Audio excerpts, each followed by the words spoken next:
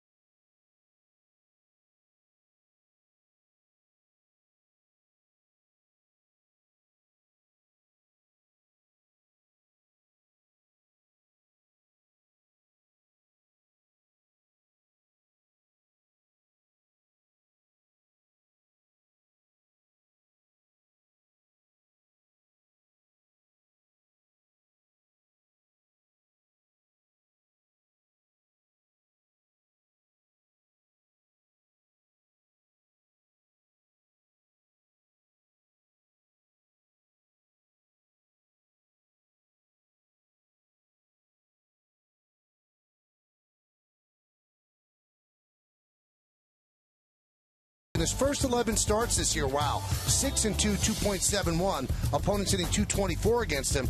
In his last 8, though, 2-4, 4.91. Opponents hitting 310 against him. Welcome back to the stadium, everybody. That's Kenny. I'm Michael. Now, the bottom line, Kenny, what he gave you at the beginning of the year shocked everybody, and you did wonder, this guy hasn't pitched this long in a long time. Is he starting to get affected by fatigue? That could be true. We're going to take a look at some highlights from Bartolo Colon earlier this year. Let's go all the way back to May the 30th, and it was against these Oakland A's, pitching out on the West Coast, and it's probably his best game of the year. Had a complete game shutout against Oakland. Yankees won by a score of 4-0. Had the fastball working. 6 strikeouts in that game. The A's didn't do much against him. But lately, you're right, Michael, he has struggled somewhat. Giving up the long ball. This is here at Yankee Stadium against the Angels. And then his last start was against Kansas City. That's Alex Gordon is going to connect for the long ball. Tonight he has an extra day's rest. On an extra day's rest this year, he is 5-1. The Yankees would like to see that right here tonight. The Yankees are back in the Bronx. Yankee Stadium is the venue. Lineups, first pitch, baseball. Coming up next right here on My 9.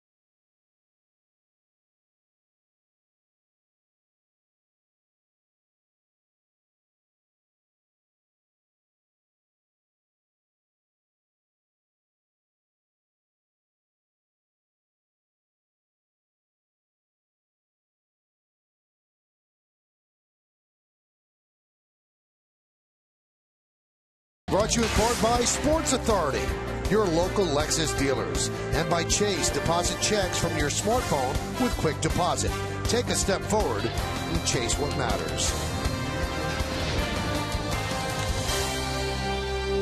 Beautiful day here at Yankee Stadium. Everybody got a little bit shook up at 1:53 today. Earthquake, which was in Virginia, but it affected many states and actually hit here in New York. Stadium has been combed and everything is fine, structurally sound. And now it's time for Bartolo Colon to start with the fun and games here at the ballpark. The Oakland A's starting lineup that he'll face is brought to you by Acura Advance. Jamal Weeks, the second baseman, leads off. Coco Crispin, center, will bat second. Old friend Hideki Matsui, the DH, will hit third. Cleaning up the left fielder, Josh Willingham. Brandon Allen at first base will bat fifth. Batting sixth, playing right field, David DeJesus. Cliff Pennington, the shortstop, will bat seventh. Batting eighth and catching, Kurt Suzuki. And Eric Sogard, the third baseman, will bat ninth. There is Bartolo Colon on the mound for the Yankees tonight. And when you look at his seasonal numbers, as we told you, in the first half of the year, he was really strong. He's made 19 starts, 8-7 record, 3.54. You see the rest of the numbers, including 2.5, 256 opponents are hitting against him. Let's take a look at the New York Yankees pitcher scouting report, brought to you by your Tri-State Ford dealers. 5-30-11. That was the day he pitched a 4-hit shutout out in Oakland against these A's. And this year with the 8 wins, it's the most wins he's had in the season since 2005 when he won the Cy Young. The last 4 years, the league has hit 297 against him. Let's do it here at the stadium. Pitch low. But this year, they're hitting just 256 against him. So he has been much better this year than in the previous 4 years.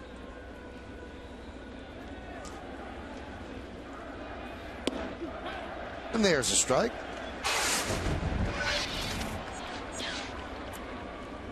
Well, Michael, the last time we saw the A's, Mark Ellis was playing second base. They traded him, and they bring up Jamal Weeks. He was still wet behind the ears when the A's were here in New York, and really put on a show. In July, he looked great. He really did. Didn't seem overcome by the situation or the stadium at all. The 2-1. High fly ball. Left field. Gardner's right there, and he'll put it away for the first out. Why don't we take a look at the Yankee defense? We've got Gardner in left. You've seen that already. Granderson in center and Swisher over and right. In the infield, Alex Rodriguez in the original lineup scratched with a jam left thumb. It's Chavez instead, then Jeter, Cano, and Teixeira. Russell Martin behind the plate, and Bartolo Colon is on the mound. A-Rod jammed his thumb at Minnesota on that backhanded play against Joe Mauer, I believe. And they're going to take pictures of the thumb, and when we find out what they find, they will tell us, and we'll tell you. Pitch is outside to Coco Crisp. Here's the play they say it happened on. Kind of an inside-out swing by Mauer on the backhand. A-Rod knocks it down. He does not have a play. That was scored a what's it, base hit, I believe? Yeah. Yep. High fly ball, center field. Granderson retires Coco Crisp for the second out. Tonight's closed captioning is brought to you by your local Lexus dealer.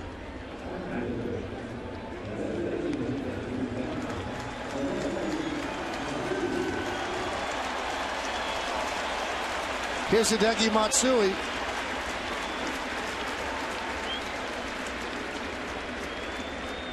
Matsui has his numbers up to respectability, 263, 11 homers, and 61 ribbies.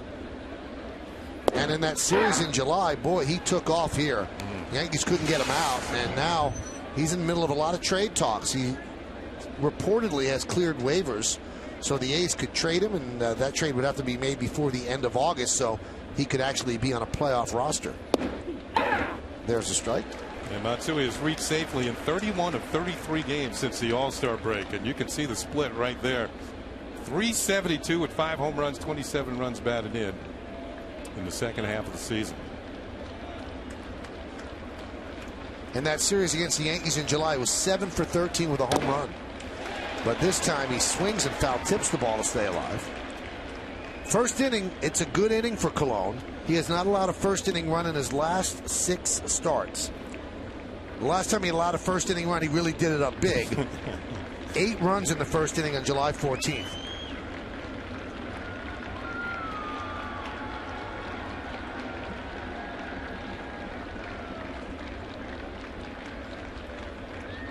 And the 0-2. Popped up. Long run for Chavez, but it's in the camera well. Well, as you might expect, when Matsui came to the plate, he got a nice round of applause from the Yankee fans here tonight at the stadium. And of course, they remember his exploits with the Yankees. 172 major league home runs, 140 of them with the Yankees. Third former Yankee to go 5 for 5 as a visitor at either Yankee Stadium. Gene Woodling and Jay Buhner, the others.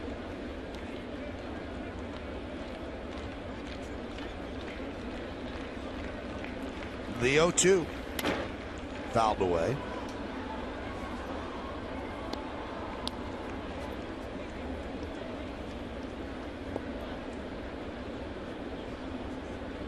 Matsui was asked before the game if he thought he was going to get traded, and he smiled and said, "I really don't know." He can help a team. He certainly has experience in big games. He was the MVP of the 2009 World Series that the Yankees won. The 0-2. Hot shot to Jeter. On a short hop, he fields, fires, and gets his good buddy Matsui for the final out of a 1-2-3 first inning.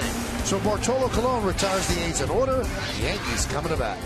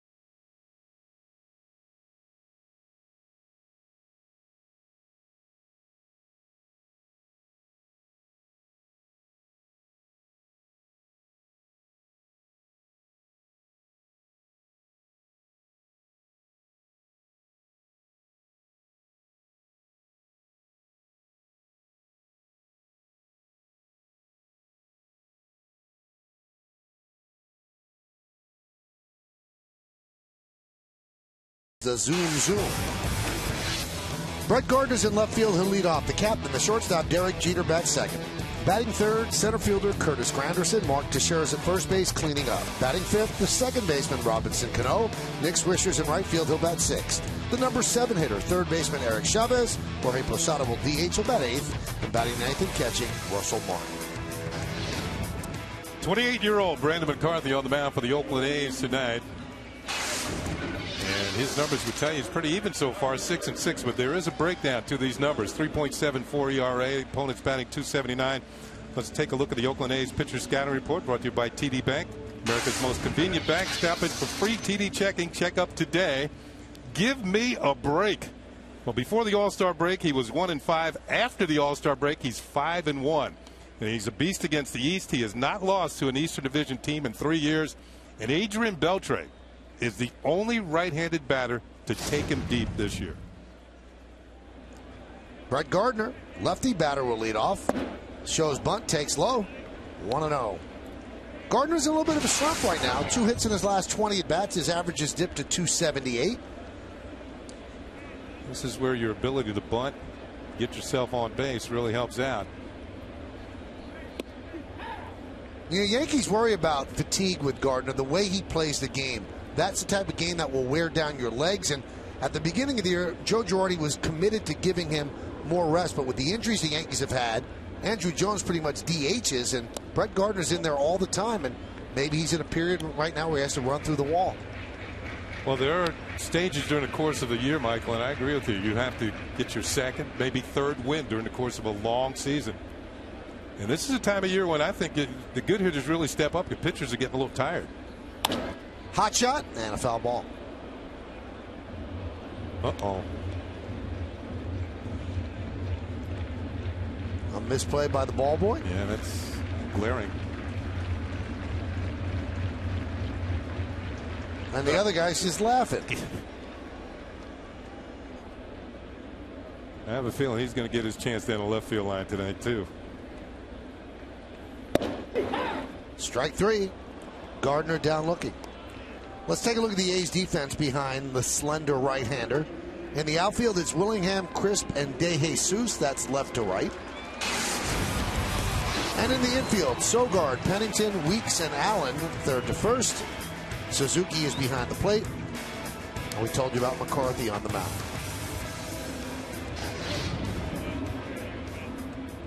Here's Derek Jeter. Derek has reached base safely in 21 straight games,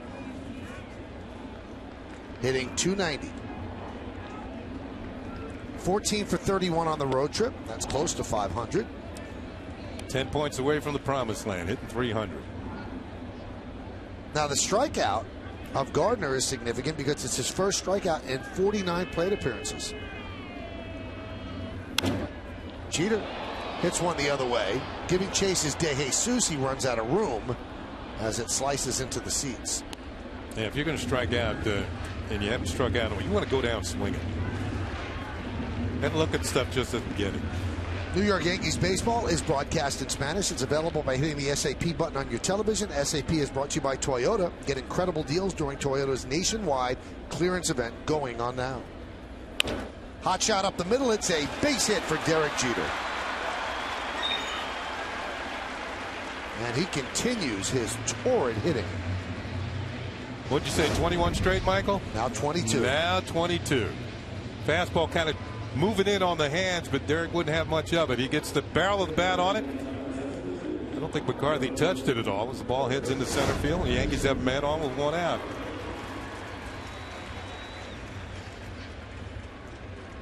There's Curtis Granderson on Sunday, an inside the park home run, the third of his career, 35th home run of the year for him. And there's a strike. And it was a lesson to all young kids and some major leaguers as well. Oh yeah. He had a deep fly ball to right center. He didn't style. He ran hard out of the box, and just made it home to get the inside the Parker. If he had been looking, he's a triple. He's not a home run. Well, that's how he gets most of his triples, by running hard out of the box too. It's just that the outfielders, the Twins outfielders, I thought they both went for the wall instead of one laying back and playing the carom, and that cost him 90 feet. Curtis got it inside the park homer.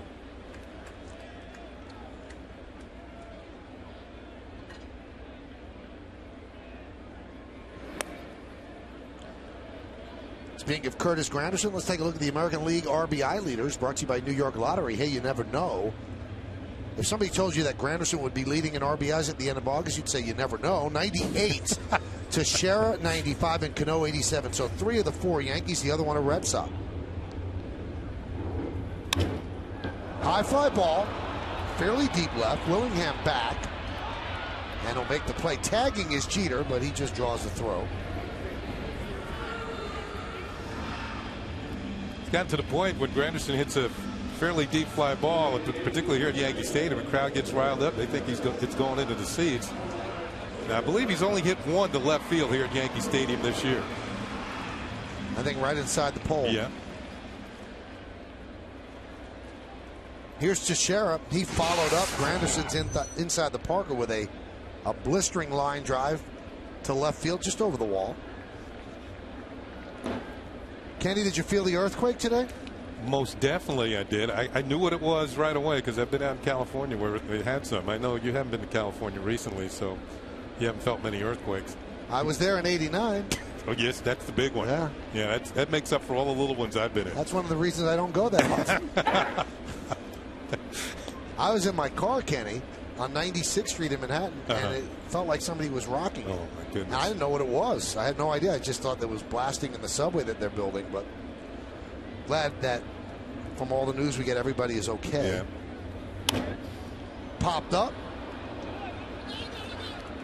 3 infielders converge, and the out is finally made by Sogard. So that'll do it. No runs a hit. 1 man left. We go to the second. No score. The New York Yankees are tradition. Swung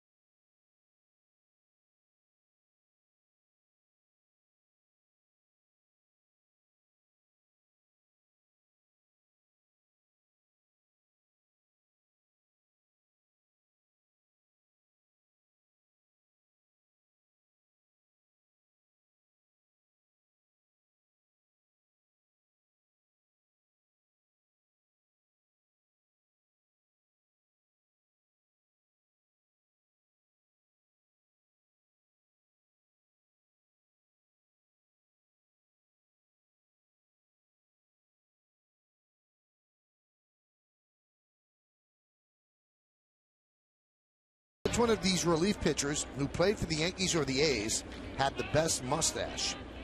Was it A, Dennis Eckersley, B, Raleigh Fingers, C, Rich Goose Gossage, or D, Sparky Lyle? Text A, B, C, or D to 70377 or go to my9tv.com. Find out the results right after the game. It's Take on Russ, brought to you by Toyota. Those are some excellent choices. Some of the best mustaches in baseball history. It's hard to argue with Raleigh, though. No, he's even got a commercial going. Yeah. He gives a mustache to the soda guy. Mm-hmm. Josh Willingham, probably the biggest threat in the A's lineup. They have a hard time scoring runs. How about this stat? They have 81 home runs. They're on pace for 103. The Yankees have 168 home runs, so they have doubled the A's total. Here's their second manager of the year, Bob Melvin. Took over on June the 9th for Bob Guerin, former Yankee. Another catcher got a job managing. But one lost one. This is where they rank offensively. It's just not too good. This is in the American League. There are 14 teams and second to last in 3 categories, on 11th in on-base percentage. So they have 491 runs scored. The Yankees have 675 runs scored.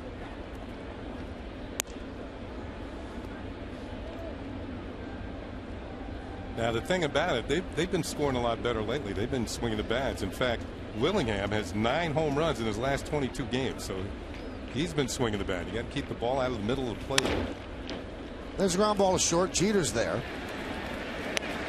1 away. Now, in order to help you with the take on Russ question, here's Eckersley's mustache. Nice, but nothing extraordinary. I think the hair is better. And you got Raleigh. Yeah, that's a classic. Goose. He doesn't look as fierce as he did from 60 feet 6 there inches. too. He never smiled between the lines. And there's Sparky. Sparky Lau affected me so much as a kid growing up as a Yankee fan. You had a mustache? No, you know, he used to have that chaw of tobacco Yeah. in his mouth. Now, as a kid, you know, nobody should have tobacco in their mouth. They don't do it anymore. I actually, you remember those Italian ices you'd get? Yeah. In a little cup? Yeah. I would eat the ice, and then the rest of the day I would walk around with the cup in my cheek. It's all chewed up. I was a strange kid and a strange adult, too. You don't still do that, do you? I'm not going to talk about it. It's you know, less harmful than the tobacco. Yeah, you got that right. Sparky Lau won a Cy Young Award as a relief pitcher. He had some year in '77. None of those guys were easy to hit. There's a new A, and that's Brandon Allen. 3-1 count. Got him from the Diamondbacks in a deal that involved Brad Ziegler, and he just crushed that one. Nick Swisher doesn't even move, just turns and watches. See ya! Into the upper deck. Brandon Allen goes yard, and the A's lead 1-0. That is one of the longest home runs we have seen hit here at Yankee Stadium. Wow!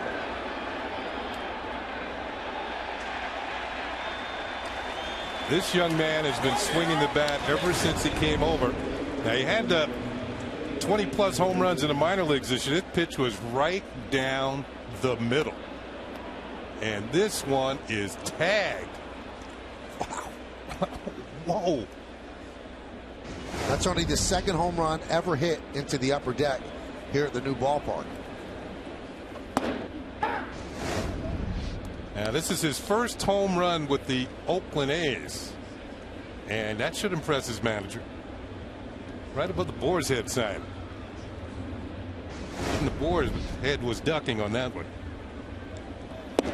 I'll tell you what, that gentleman that picked up that baseball, when he got here, found out where his seat was, he did not think he was getting a souvenir. Now he's telling everybody, I caught a ball. That's a long way. The only other major leaguer to go up there was Russell Branyan, and he did it off Javi Vasquez. Now, the luxury level has been reached by Mark Teixeira, and the facing the upper deck was reached earlier this year by Nick Swisher. But in terms of getting it into the upper deck, two men, that guy and Russell Branyan. 21 homers in the minor leagues this year, AAA level at 2 clubs. After he was traded to Oakland, he went to Sacramento. And this is his first one as an Oakland A, and it's a memorable one.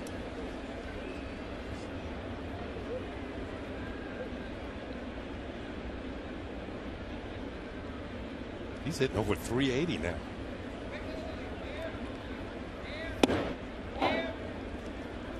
Two and two to De Jesus. Born in Brooklyn, went to Rutgers, so a lot of family and friends here to see him. The crowd is still buzzing.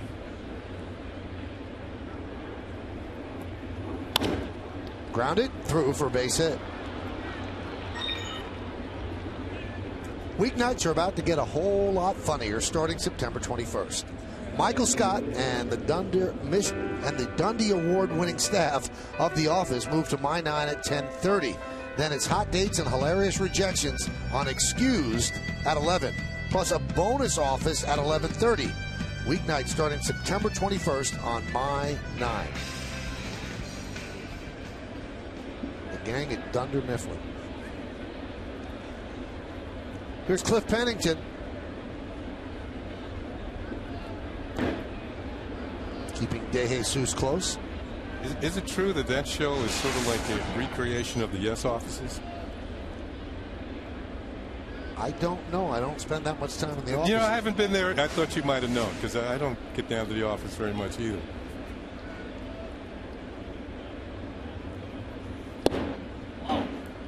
Count 1-0.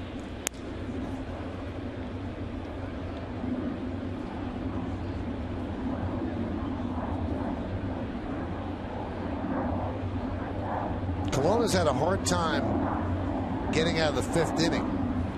His last 4 starts, he got to the 6th once, but he's become a shorter pitcher, so to speak. He's throwing the same amount of pitches, it seems, but I guess there's not many strikes, and he's getting a higher pitch count early, and he's gone after 5. Location has been his problem. You saw where that pitch to Allen was. Yeah, the upper deck. Yes. He likes pitching in the day. At night, not so good. 2-6, 4.42. 6-1, 2.36.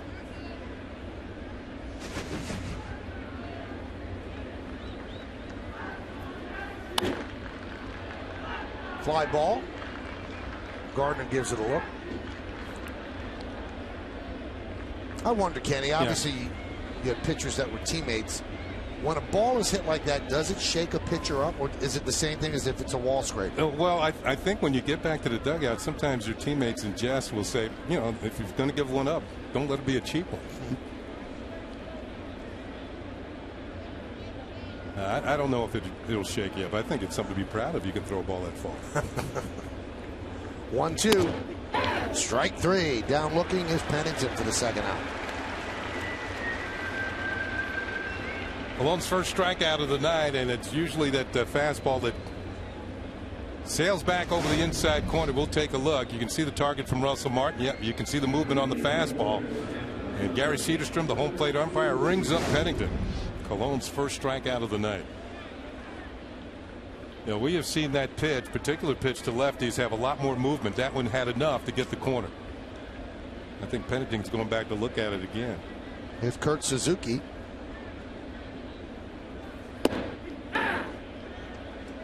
There's a strike right down that runway. If you make a quick right, that's where the video room is, so they can look at it right away.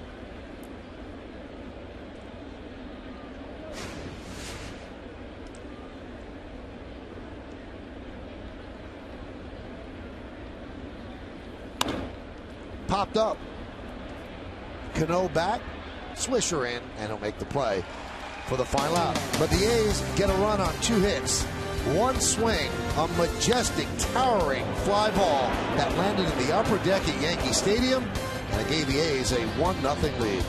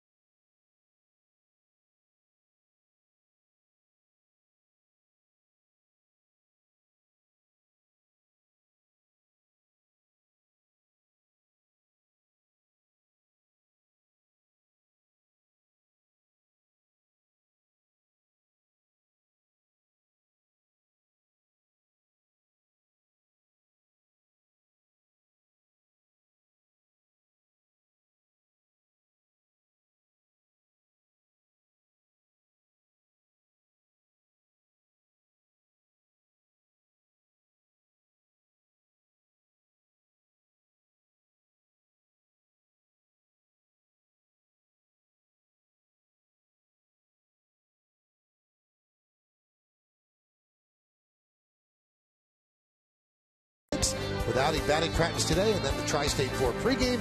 Then after the postgame, stick around for Yankees on Deck, presented by Blimpie. It all starts tomorrow at 6, and it's only on Yes. We go to the bottom of the second here in the Bronx. Brandon Allen's home run gave the Yankees a 1-0 lead. Or gave the A's a 1-0 lead.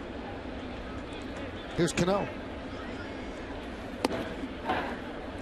As we move along, the out-of-town scoreboard is brought to you by Kia Motors. To learn more, visit kia.com. Cano with a 13-game hitting streak.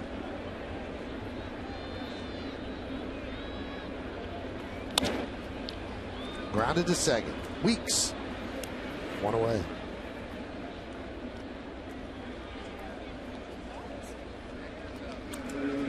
You look at Weeks at second base now. He's a rookie. Michael told you that he hadn't been up all that long. But one thing he's done, he's got 77 hits in 64 games. He's done a good job out of leadoff spot. And his older brother, I think, is currently on the DL. Ricky Weeks with Milwaukee. All Milwaukee does is win. Oh, every day. What, 22 out of 25 or something like that? Nick Swisher takes a strike.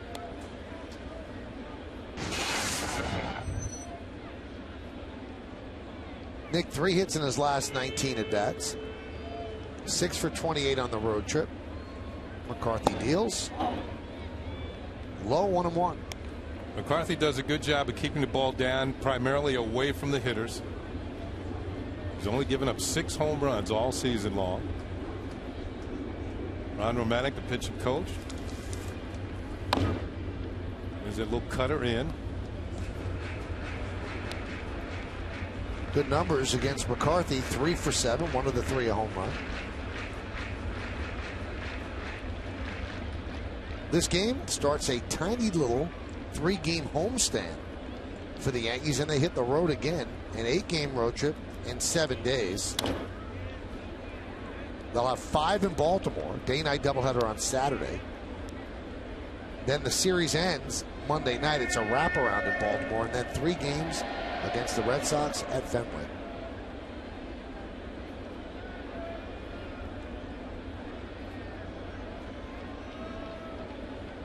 The 1-2. Swing and a miss.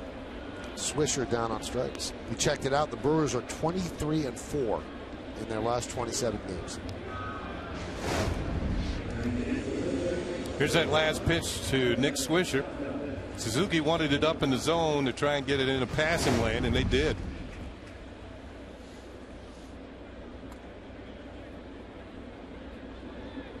Former Oakland A, Nick Swisher. And here's a former Oakland A, Eric Chavez.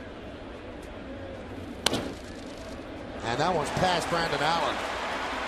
Grabbed out in right field by De Jesus, and he will hold Chavez to what could be a single. I don't think they're going to give him an E3 on that, so we'll write down single. Yeah, this is a rocket. Chavez a good low ball hitter, and he jumps on this one. Allen kind of wishing into hoping. On the backhand, gives it the Olay treatment. Yeah, never touched it. That ball is destined to go into right field. Lucky he didn't get it in the face. Ooh.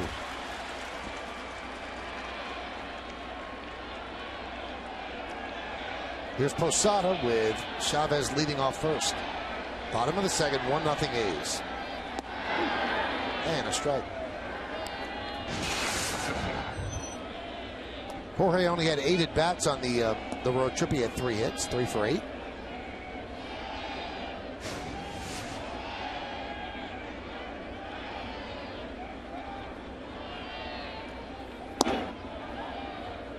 Count 1-1.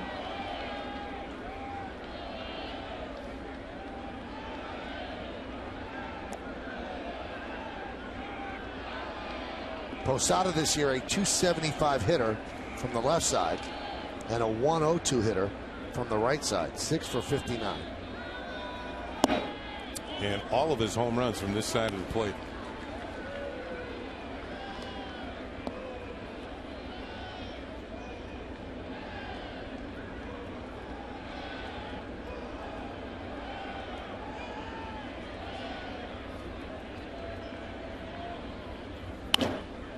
Grounded softly to second. Jamal Weeks gets it over to first, and that's going to do it in the second. No runs a hit, and 1 man left. We played 2. Oakland 1, and the Yankees nothing.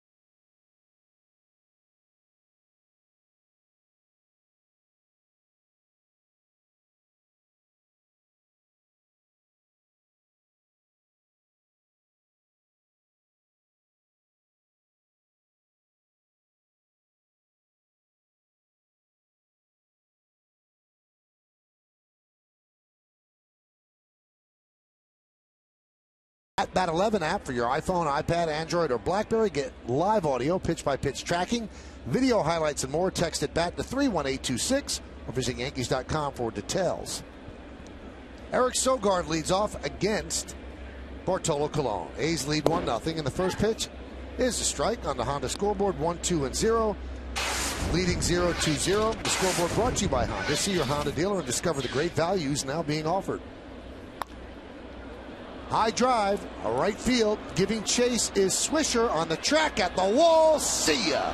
Home run right down the line for Sogard, and the A's now lead 2-0.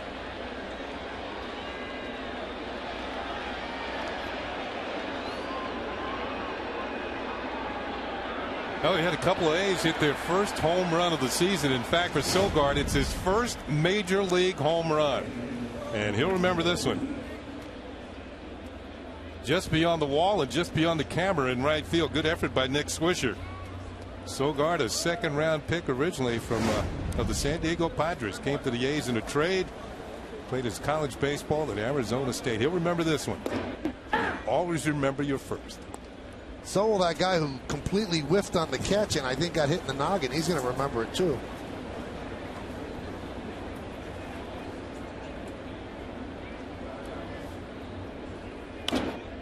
Fouled away. Check this out. I mean, that guy's hand might have saved him. The guy in the sunglasses. It deflected off it, yeah. Otherwise, it was heading right for his face. 0-2 to Weeks, foul back.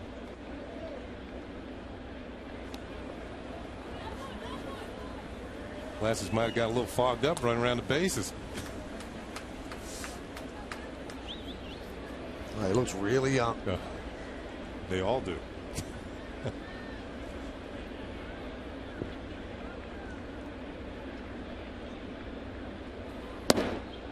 Jamal Weeks 8 triples, and remember, he didn't start the season with the A's. This kid's a keeper. He can play. Yeah, he came up on June the 7th, and it started 65 of 67 games now. So they just put him in there. Sink or swim.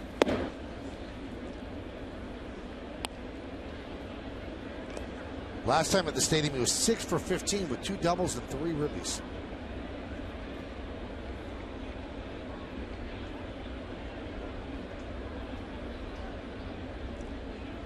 Two-two. Popped up. Derek Jeter will make the play for the first out.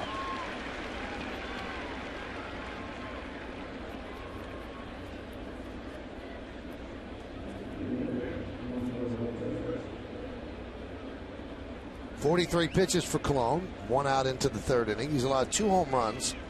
And he's allowed at least 1 home run in 4 straight starts, 6 total over that span.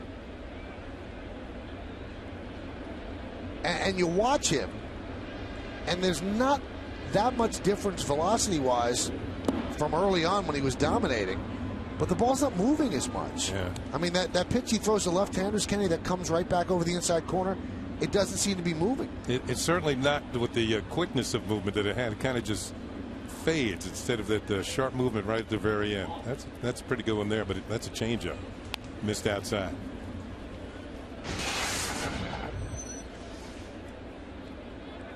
Coco Chris trying to shake off a slump here. He's 4 for 31.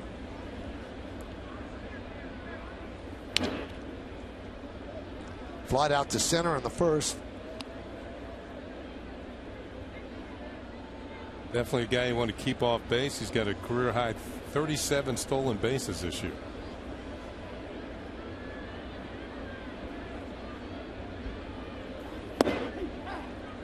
And a strike.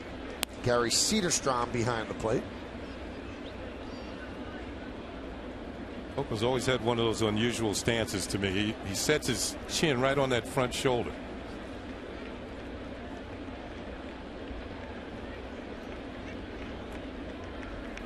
Swing and a miss.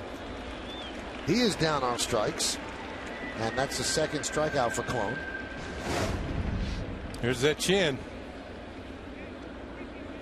And there's a breaking ball down and in that he swings and misses.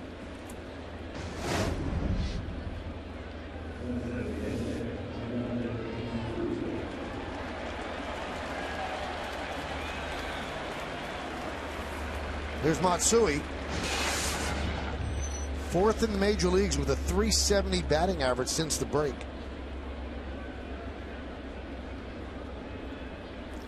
So he's at .262. And when he came in with the A's to start the second half of the season, his average was .223. So 39 points he's gained in about a month. Count 1-1. Yeah, he went off in July, hit .369, and then .330 in August. There's his getting his World Series ring. Opening day ceremonies. Remember the Angels at that time. Driven out to left field. Gardner will make the play, and that'll do it. But another run for the A's on another home run. Eric Sogard, his first big league blast, and it gives the A's a 2-0 lead.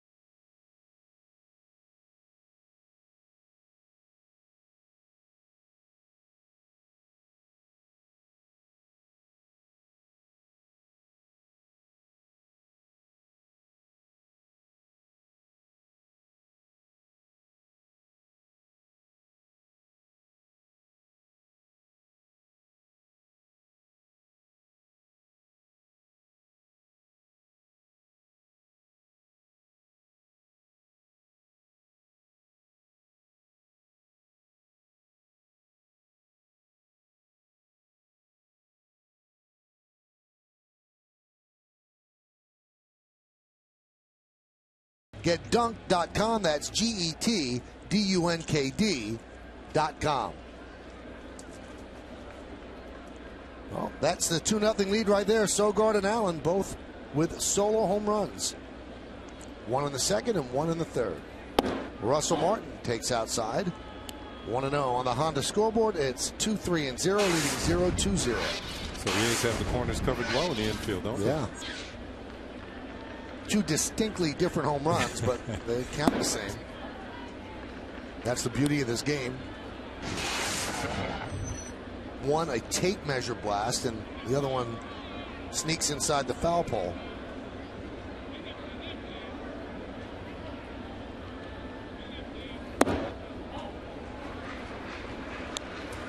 Speaking of Yankees coming off a road trip, which they went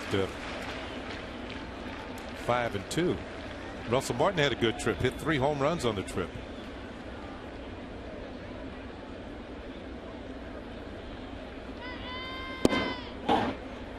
And Martin with a leadoff walk. Kenny, we have to send out get well wishes to Steve Kubler. He works in the scoreboard. He's watching the game on TV, and from his hospital room, he had heart surgery. So we wish him a speedy recovery. Get well soon. Steve, the right-hand man of Mike Bonner in the scoreboard crew. They do such an unbelievable job. You see all the stuff that's on all these boards here. That's where it comes from. So get well, Steve. Russell Martin gets back.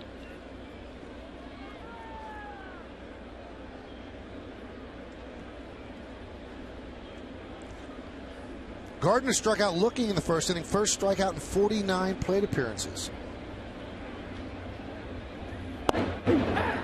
Strike. As you watch McCarthy pitch, he's not really overpowering. But one thing I've noticed, he only throws the ball up above the belt for effect. He's really trying to get you to chase a pitch out of the zone. He picked up the strikeout of Swisher that way. Everything's down.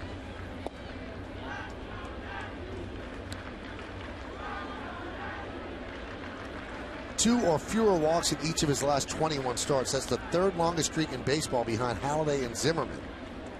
So he's got one of his 2 allotted.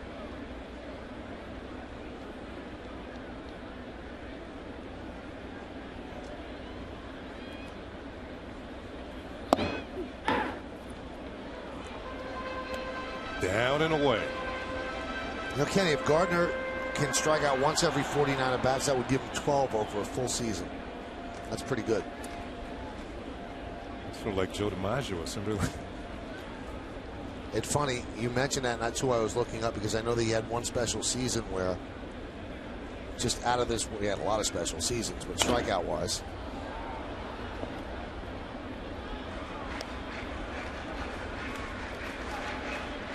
Well, career for DiMaggio, he had 369 strikeouts and 361 home runs. So 8 more strikeouts than home runs, which is, I mean, it's just unbelievable. Yeah.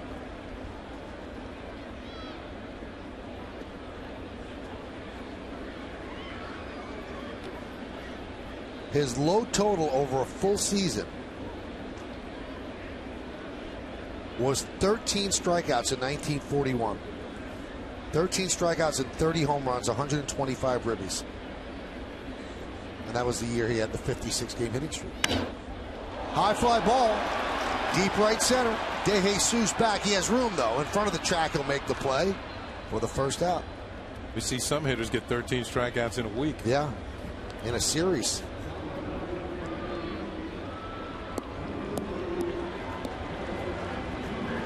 But there's several ways to skin a cat. The center fielder that followed DiMaggio, Mickey Mantle, had 536 home runs, and he struck out 1,710 times. That was his game, but DiMaggio put the bat on the ball. It's also one of the reasons he had a .325 lifetime batting average. Speaking of putting bat on ball, Derek Jeter. And another base hit for Jeter. He is 2 for 2. Well, the first one was a ground single into center field. This one's a line shot into center. And the Yankees have 2 on. Once again, McCarthy tried to get in on Derek. Watch him keep the hands in and force the ball back through the middle for the base hit. Got the barrel of the bat to the ball.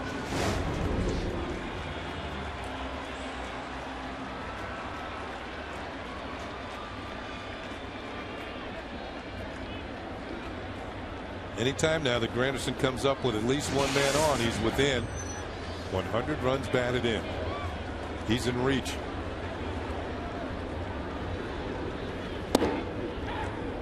Strike.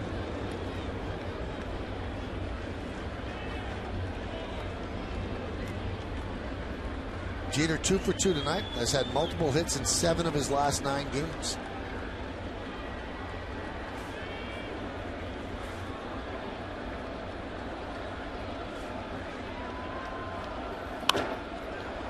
Popped up and out of play.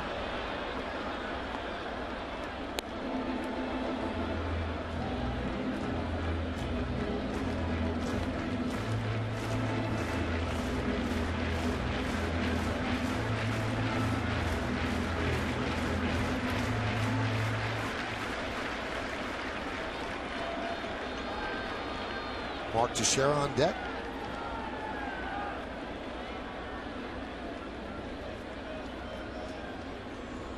The 0-2.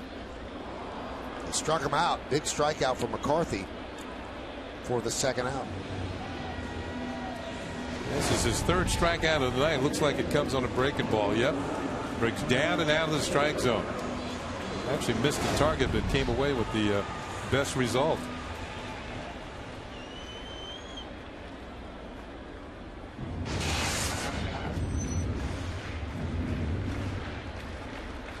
Teixeira popped out to 3rd. That was in the 1st. This is the first time the Yankees have had a runner in scoring position against McCarthy. Grounded to 1st. Right there is Allen. So McCarthy gets tough with the 3 and 4 hitters in the Yankee order, and they squander an opportunity. They leave 2. We go to the 4th. 2-0 A's.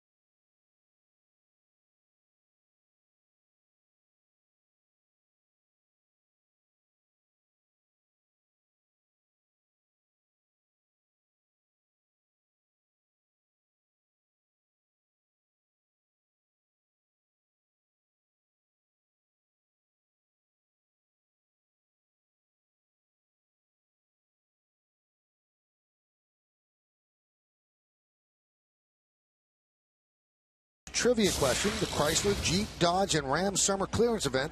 These offers won't last long. Hurry into your local dealership today. Don Mattingly won the American League Gold Glove at first base from 85 to 89 and from 91 to 94. Well, then the question is obvious. Who won the award in 1990?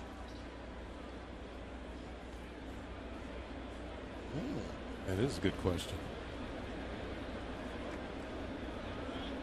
That's John Moore, our director. I don't know how he's doing it in that chair there with his family, Robin and the 2 kids.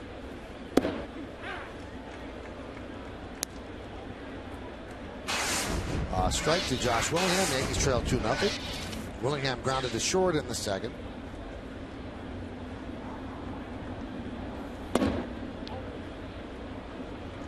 Okay, you're right. The velocity is still there for Bartolo Colon.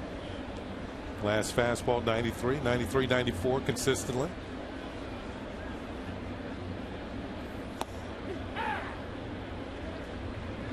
Good location on that one, down and away on the knees.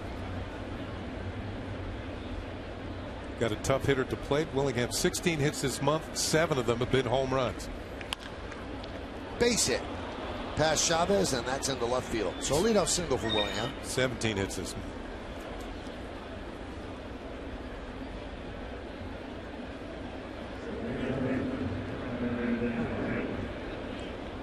Well, here's Brandon Allen. Boy, he served notice that he was in town in the second inning with 1 out.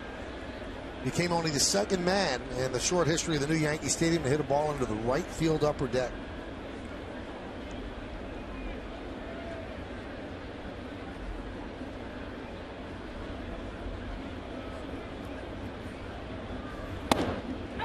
And a strike. In case you're just tuning in,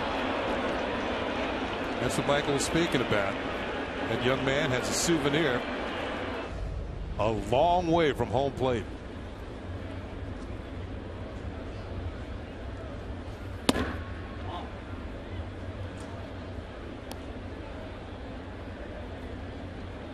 They got Brandon Allen from the Diamondbacks. He was born on my wedding anniversary. Drafted by the White Sox in 04. Made his major league debut in 09 for the Diamondbacks, and he was acquired on July 31st in a trade that involved Brad Ziegler. Diamondbacks made another trade today. Yeah, they did. They made a deal with the Blue Jays, and they got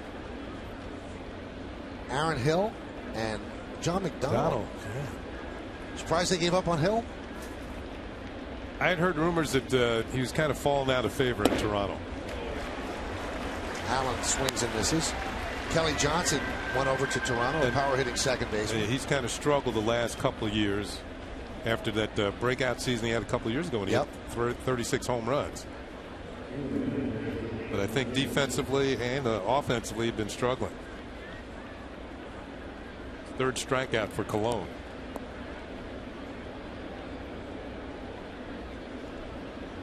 So sometimes a change of scenery will get players going in the opposite direction.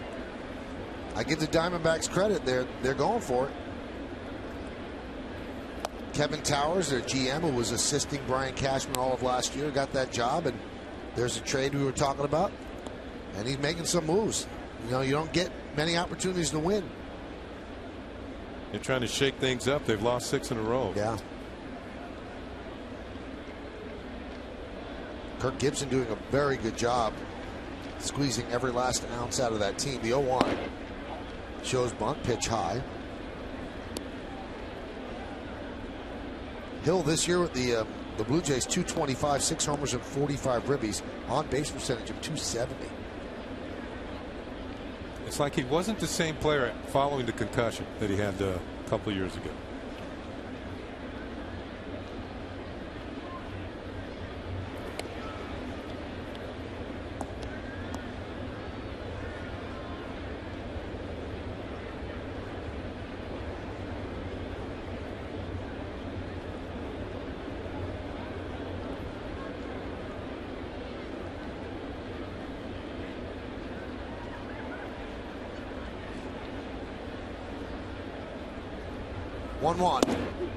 Strike. In 09, Aaron Hill hit 286, 36 homers and 108 ribbies. He made the All-Star team, and he has not come close to that since.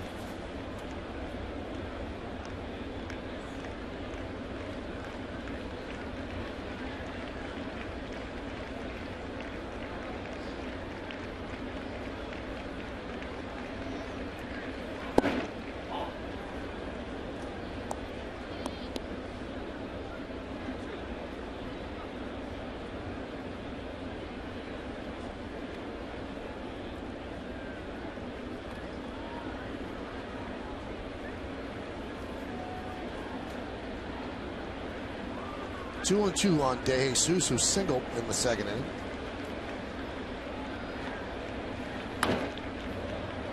Foul back to the screen.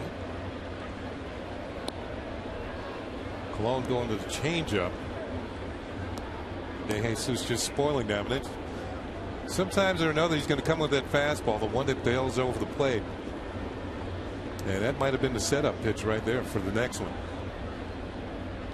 All these things got to go through your mind as a hitter. You've seen the video, all the video on Cologne. You know what he likes to do. It's a matter of you executing when he throws it. And there it was, but it's low.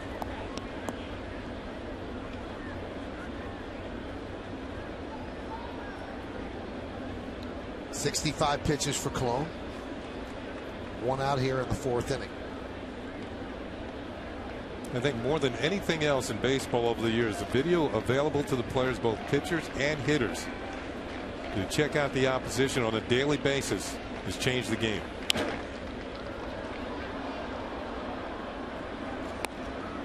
Well, the Yankees take batting practice in the cages prior to the game. There is a monitor that shows them that night's pitcher, and they can watch him in his last start and see what was working, what was working, and what was not working. And it gives you an idea of what to expect during the game that you're playing that night. That sort of thing was not available, and it wasn't that long ago that wasn't available. 3-2. Oh, what a play by Teixeira. He'll step on first to get 2. A bullet by De Jesus, but what reflexes by Teixeira. Check this out. Holding the runner on, jumping out, and then snaring the line drive, stepping on the bag, an inning-ending double play.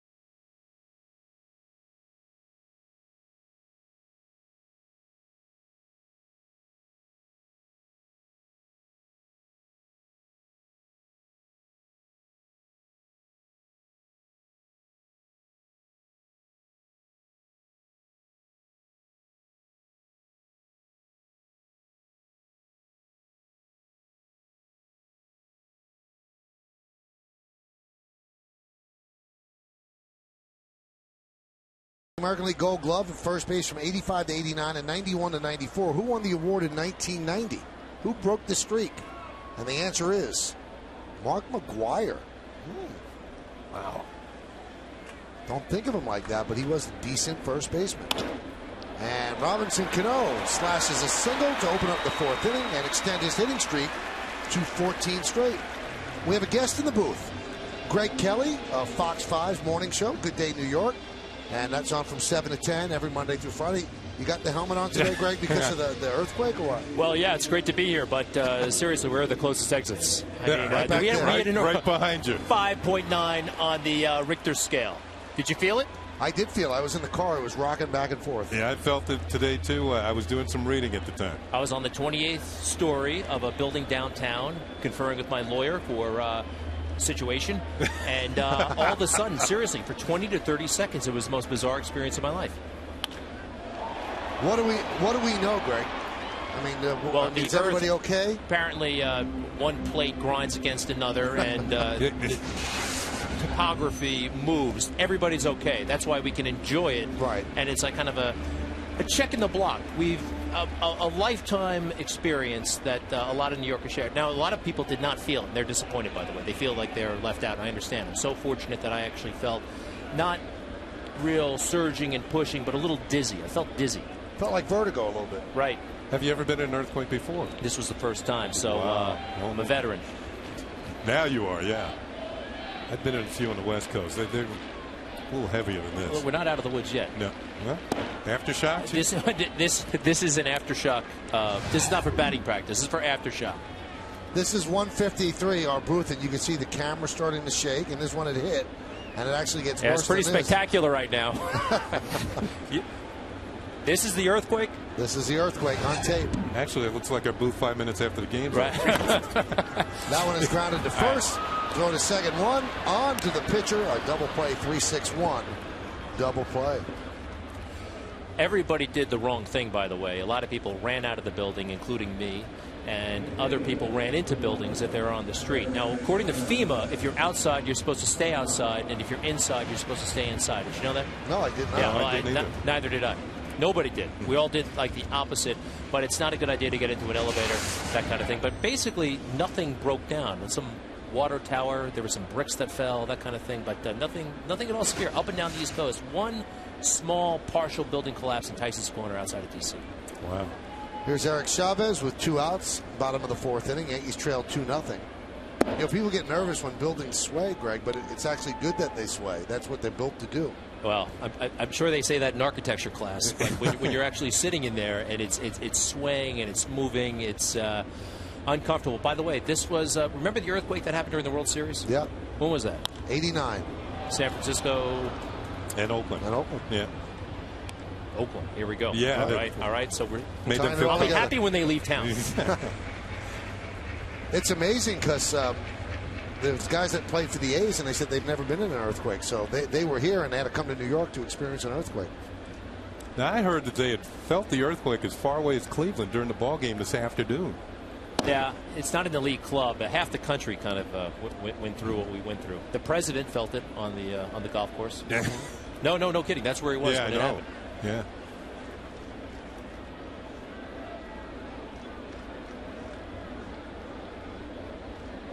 Here's the 1-2.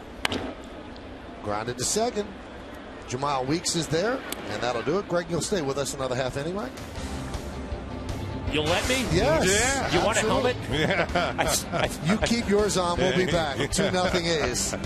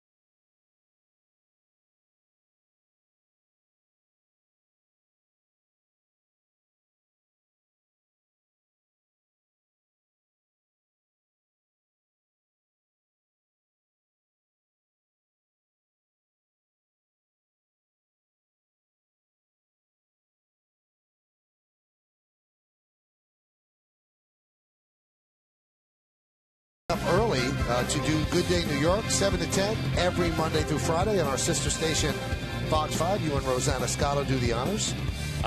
Yeah, Rosanna. She was standing there next to me. That Chiron. 7 a.m. So that means you got to be out and gone by about 4 or something like that? I get there at about 6:50, and I'm out of there by about 10:01. It's actually Nice. it's 3 hours of work a day. It's not bad. We get in there early, read the papers, that kind of thing, and we stick around for wardrobe purposes. Pennington fouls it away. The scoreboard, it's 2-0, and the scoreboard is brought to you by McDonald's. Stop by McDonald's today for some juicy, tender chicken McNuggets. Michael Kay alongside Ken Singleton, and Greg Kelly joins us in the booth. He of Good Day New York on our sister station Fox 5. Ball is fouled away. I always wondered with morning show gigs like that, how late can you stay up and still function? I've got about 4 all-nighters under my belt. Really? In 3 years of TV. That's not bad. Right. Not too bad. You don't want to watch those shows, though. What time do you usually have to get to bed? 10-ish, maybe 10:30, around there. Everybody's kind of sleep deprived in the city. Let's face it. You know? I mean, nobody gets enough. No matter what you do, you can always use more sleep. There's so much good TV to watch. So when you get to work in the morning, that's when you find out the final score. I have a Twitter alert. Wakes me up. Popped up. Cano is out there. Swisher comes in, calls him off, and makes the play. Did you hear about Swisher's new album? Yes, I did. Boy, can he sing. It's doing well, though. He's got a lot of Twitter followers, and they all bought his album. Yeah, that's the Twitter generated, but it's for the kids, right? Yep. That's nice. I think it's called Believe. He's very proud of it. His wife is very lovely. She's an actress. She's been on the program a couple of times. Joanna Garcia.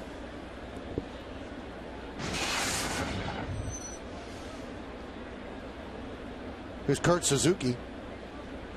Now, in all the years you've been doing the show, what's your favorite interview? Favorite person that dropped by? Wow. Oof. That was not a favorite moment for Russell Martin. That's a good question. Beth Stern, wife of Howard, always brings by bulldogs. Okay. Which I'm absolutely crazy about. Kurt Suzuki. You from Japan? No, he's not. No, he's from Hawaii. He was born in Hawaii. I think he went to Cal State Fullerton, if I'm not mistaken. All right, I'm going to stay out of the sports commentary.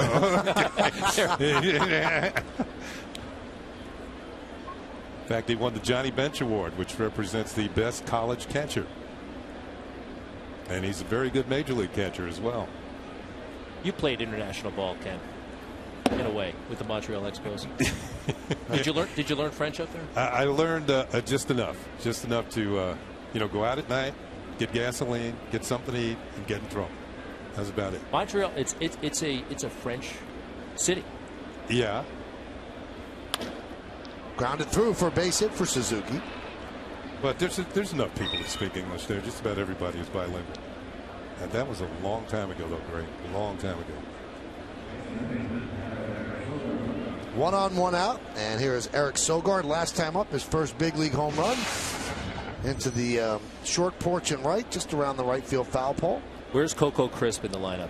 He is 2 batters away. What's up with his name? His name is Covelli Crisp, and his grandmother called him Coco. Perfect. And it's a great cereal.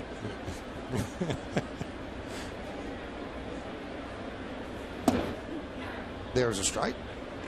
I mean, if your grandmother's going to give you a name, it's going to stick. She's cool. Yeah.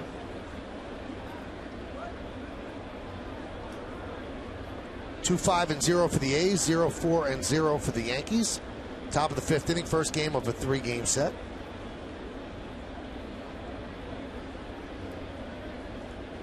The 0-1. There's a strike. And the count 0-2. There's Covelli, Coco.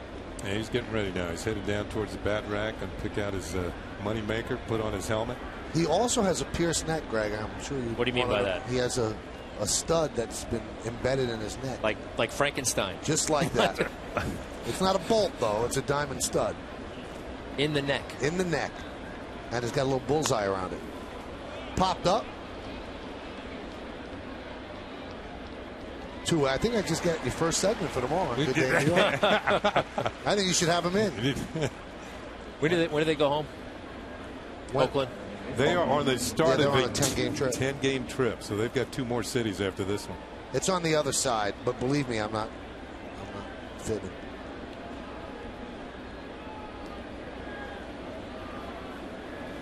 There we go. There it is. Isn't that kind of dangerous? Hey, yeah, he's asking for it. Here's Jamal. But we don't want that to happen.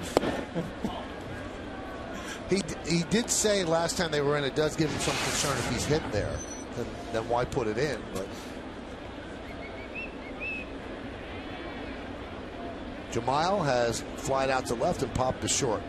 Runner at first with 2 outs.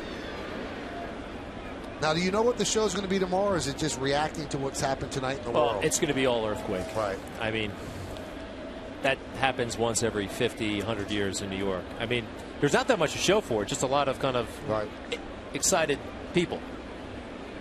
Maybe it'll worn off by then, but by 7 tomorrow.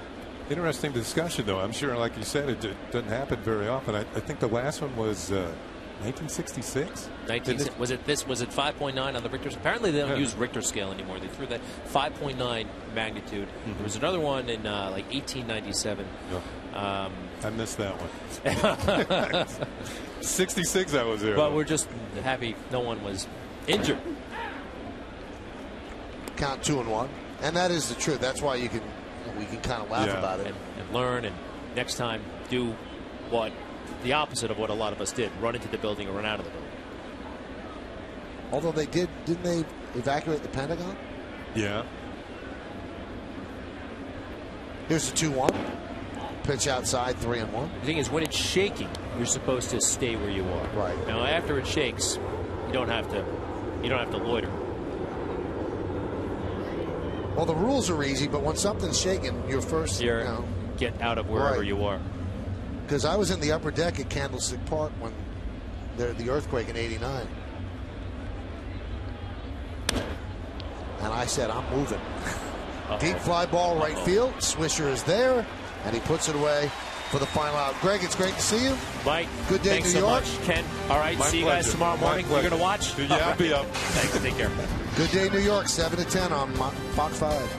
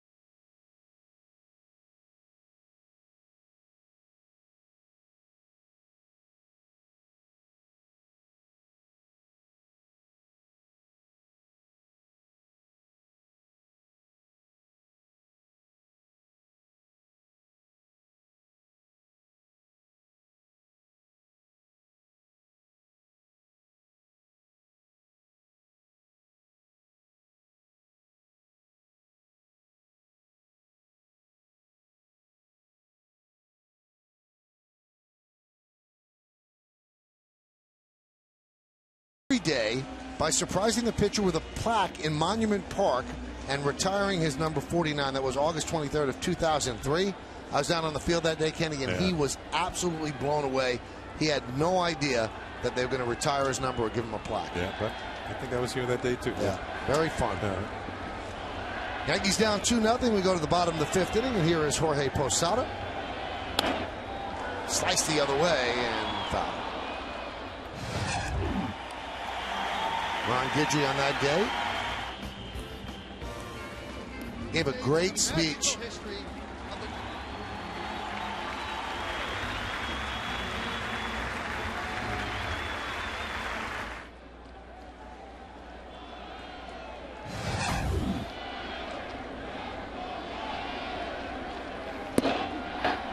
You know, if Cologne, as you look at our McDonald's scoreboard, 2-0, the A's leading the Yankees. If Cologne can beat the A's tonight, he will have beaten them 3 times this year. And the last Yankee pitcher to beat the A's 3 times in 1 year, Ron Guidry, 1983. That one is driven out into left center field, giving Chase Willingham on the run. He's not going to get it, and it goes up against the wall. Posada with a lead-off double.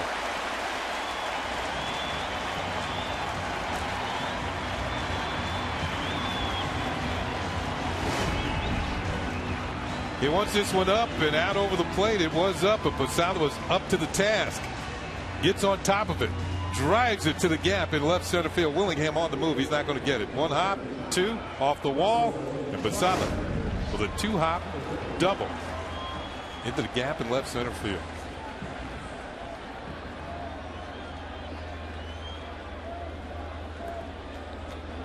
There's Russell Martin.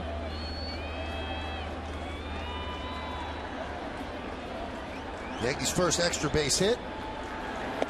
Swing and a miss. Looked like Russell was trying to hit the ball to the opposite field, trying to move Posada over to third base. You know, sometimes managers will tell the hitter, come on, get up there and just hit one and tie the score. That would do it. Juan Blas knots it at 2. Yeah, I had a manager who thought that way. Outside. Yankees trail 2-0, bottom of the 5th. Top of the 2nd inning in Texas. Boston leads the Rangers 2-0. And Boston lost yesterday to the Rangers. They got shut out. In fact, they didn't even have an extra base hit in a 4-0 loss. And they have really struggled with Texas the last couple of years.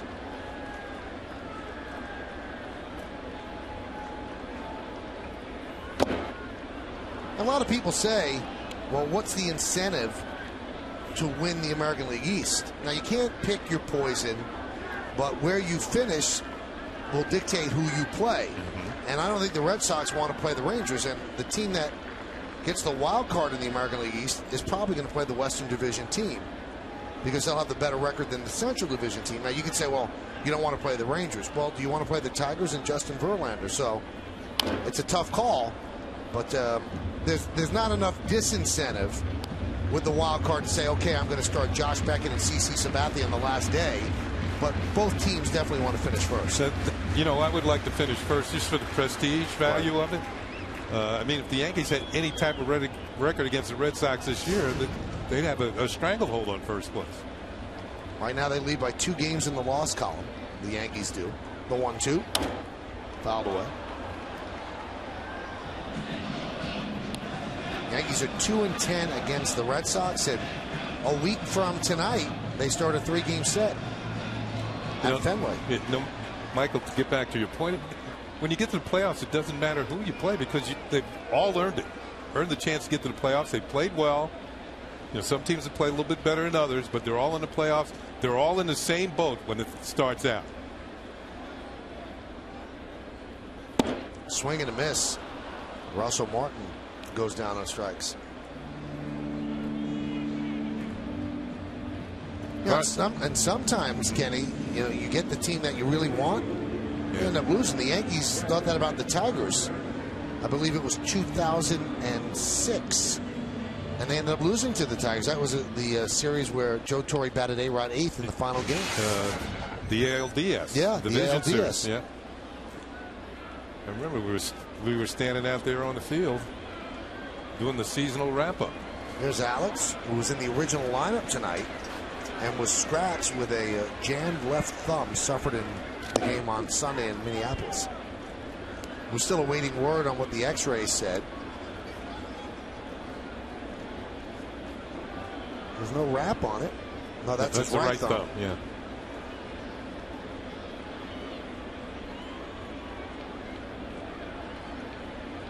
We'll get a look at his left hand. Popped up. Pennington puts it away for the second out. that's certainly not encouraging. He's got a wrap around that hand. Alex had battled back from the knee surgery, and then in his first game back, he jams his thumb.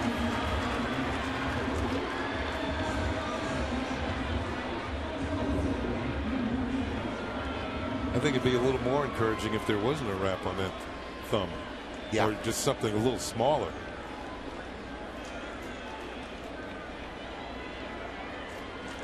You know, it's interesting because in other sports, you can play with a hand injury. In baseball, you cannot hit with an injury like that. Derek Jeter's 2 for 2. He's been hitting. His average up to 294 now, his high water mark for the year.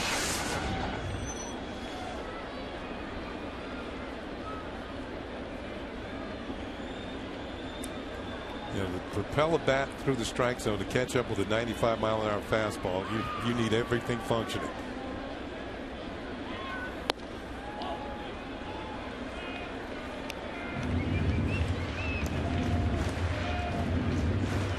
This inning started out promising. Usually when you get an extra base hit to lead off an inning, you are in a prime position to score, but now the Yankees are down to their last chance with 2 outs, and Posada has not moved from second base.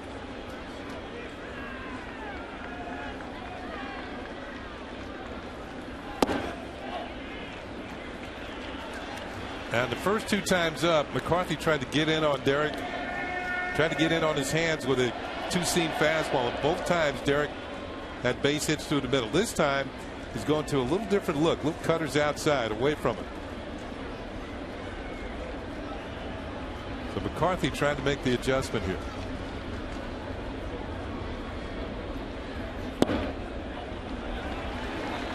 Then a curveball.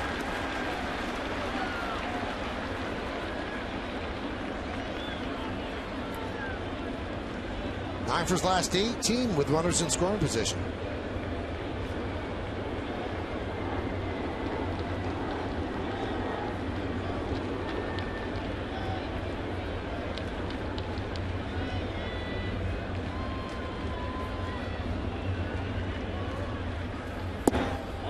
And Derek works a walk, so the Yankees have the tying runners on for Curtis Granderson.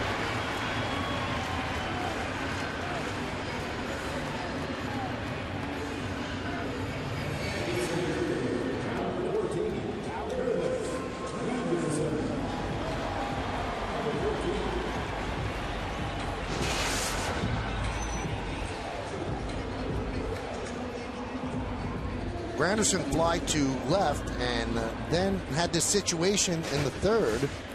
Runners on first and second, 2 outs, or 1 out at that point. He struck out. So now he's got 2 outs with runners on first and second.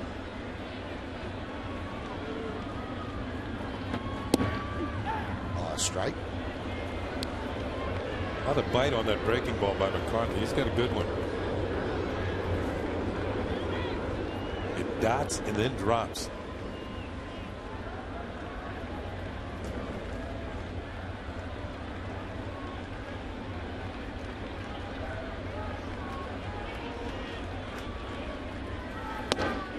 Ties him up, and Curtis could not check the swing, and the count quickly 0-2.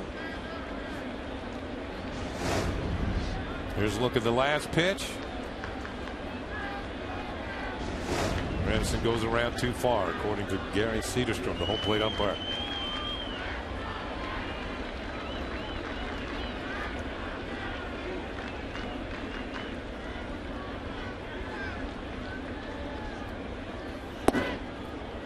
Count 1-2.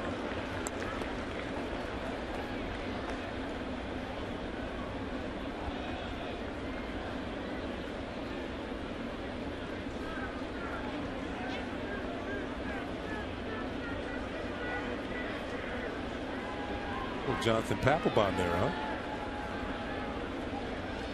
Stare down and look up for the sign. The 1-2. 2-2. That was close.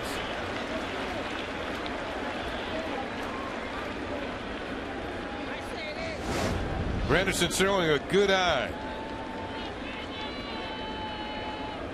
If it was low, it was just barely below the knees.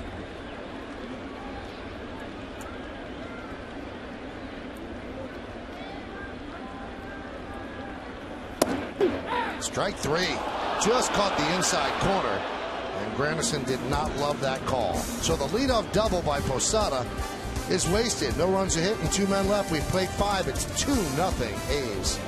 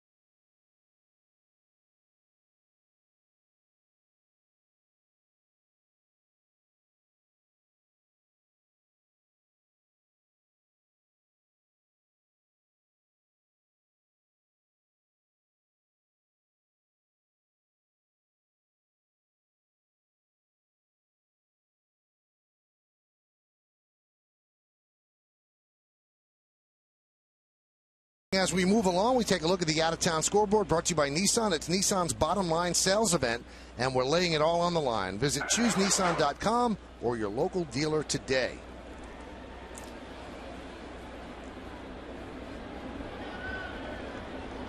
Coco Crisp leads off, and he slices one into left center field. That's a base hit. Cutting it off in the gap is Granderson, but not soon enough to stop Crisp from picking up a double. We told you Coco's been in a slump. He had actually been 4 for 32, so now he's 1 for his last 1.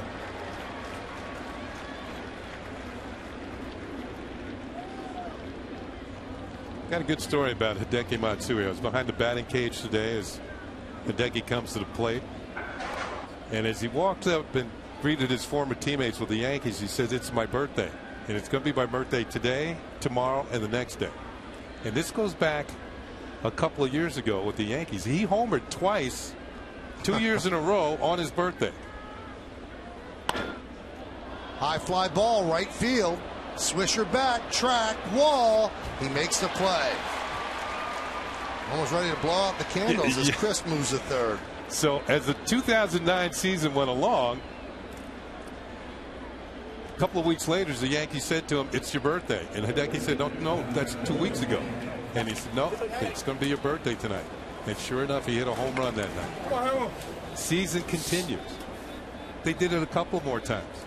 And each time he hit a home run. They get to the World Series. It's going to be Hideki's last. As it turns out, Hideki's last game in a Yankee uniform. They bring a cake. Wow. Into the clubhouse. Happy birthday, Hideki, with candles and all. Drives in 6 runs, hits a home run. Willingham with a high fly ball to left. That's going to get in a run. Gardner makes the play. Tagging is Crisp. He will score. And the A's lead 3-0. That's not the end of the story. Okay. The next season, Hideki's with the Angels. Kevin Long wants Hideki to sign some balls. He sends him over to the clubhouse, the Angel clubhouse, in a box. Hideki says, "I'm not going to sign the balls unless you tell me it's my birthday." And of course, Kevin Long knows, I can't do that. He doesn't want Hideki hitting a home run. Hideki ends up signing the balls, sends them back in the box, but written on the box is, "Today's my birthday." He wrote it. Right. Phil Hughes wins the game. Hideki hit a home run that day. So he said today at the batting cage, it's my birthday. Yeah, tonight, tomorrow, and then the next day. Interesting. There's a strike. So it became a running joke. When the Yankees wished him a happy birthday, he would go deep. It was uncanny. Popped up, right back here and under our booth.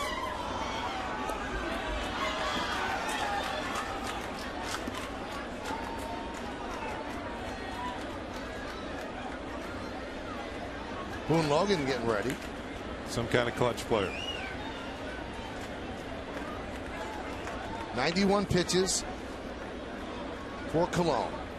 Swing and a miss. He blew a fastball right by him, 93 miles an hour. But the A's get another run on one hit. Nobody left on base. We go to the bottom of the sixth. 3-0 Oakland.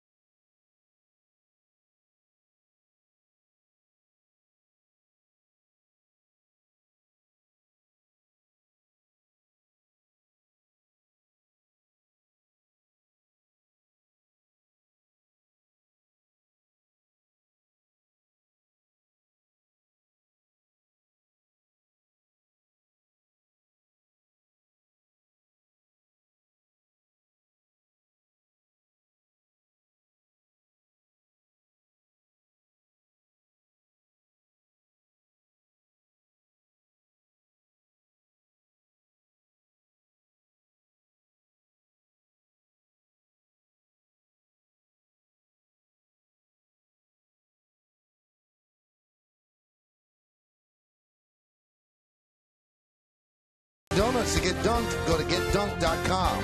Verizon, America's largest and most reliable wireless network. And by Nissan. It's Nissan's bottom line sales event, and we're laying it all on the line. Visit choosenissan.com or your local dealer today. Bottom of the sixth, Mark Teixeira leads off. Brandon McCarthy's pitched very well, and he deals a strike to Teixeira. By the way, I want to thank Brett Weber who gave me that story. He's runs radar gun for the Yankees. I was talking to Brett, and he filled me in on why Hideki said it's going to be his birthday 3 days in a row, and while the Yankees started to cringe. Came very close. Yeah, he did. To a birthday blast. He did his job, though. Moved the runner to third, and then the runner scored on a Josh Willingham sac fly.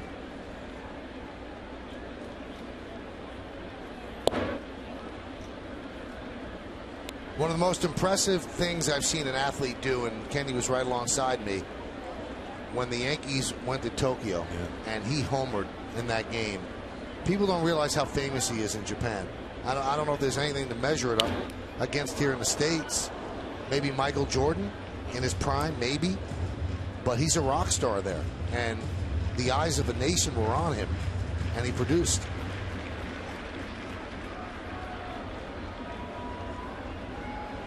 Very well-liked teammate as well. Swing and a miss. McCarthy looks sharp. He's done a good job of mixing his pitches. Off-speed breaking ball has been sharp. His fastball enough. He's elevated, put it in good spots, down and away, up when he wants to throw it. This one he wants elevated. You can see the target.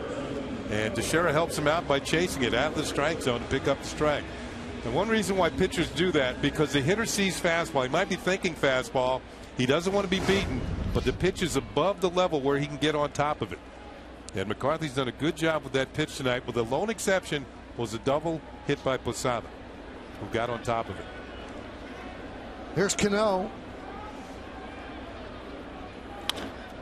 And he grounds one to first. Tough hop, but Allen stays with it. 2 away.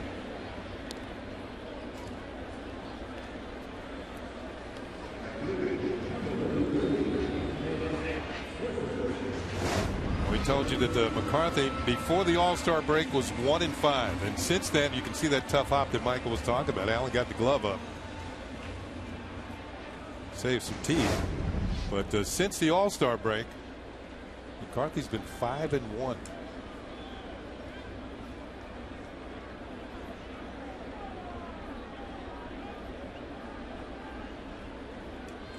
Here's Swisher.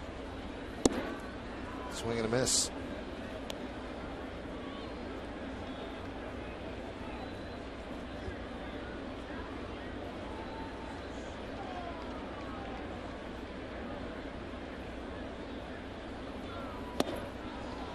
That time a fastball. His curveball has a good tilt to it tonight. Not quite 12-6 or nose to toes, but still pretty good.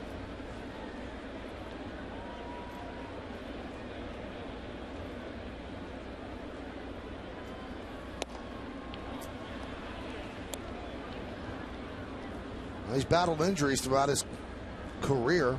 Shoulder, forearm, shoulder, shoulder, shoulder. Not good. Speaking of injuries, you get word that Alex Rodriguez, the x-rays are back. They're negative on the thumb. It's just a jammed thumb. And he is listed as day-to-day. That one is sliced to left field. And Josh Willingham runs it down, and that'll do it. So the Yankees go down in order 1-2-3 against Brandon McCarthy, who leads 3-0 here at the stadium.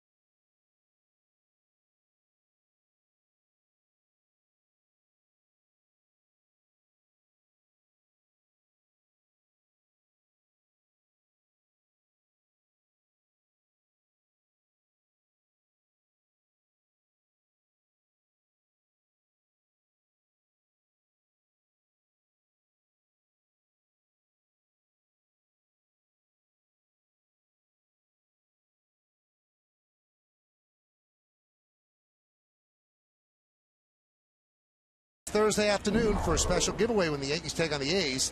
The first 10,000 guests 14 and younger receive a limited edition Yankee Stadium exclusive tie beanie balls named Dinger. For tickets, log on to Yankees.com, visit the Yankee Stadium ticket window, Yankees clubhouse shops, or you can call Ticketmaster at 877-469-9849. We go to the 7th, game moving right along as Bartolo Colon will deal to David DeJesus. The pitch is upstairs. 3-0. The A's lead on the Infinity scoreboard, brought to you by Infinity, luxury cars that deliver inspired performance.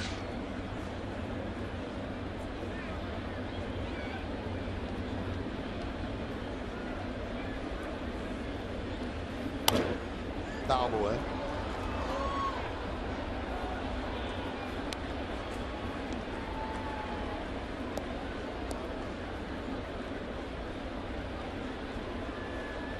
DeJesus broke a cold streak. He was 3 for 22 on the A's recent homestand. It Hit the ball hard a couple of times tonight. That's a base hit and lined out into a double play.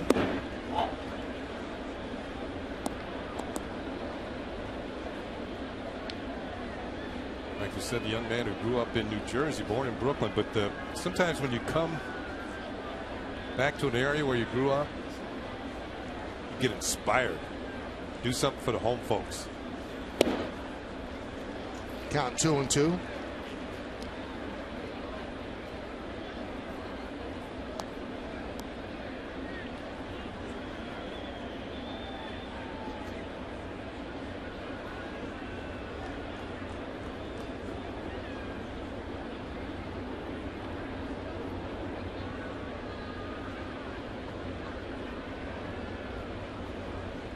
The 2-2. Strike three.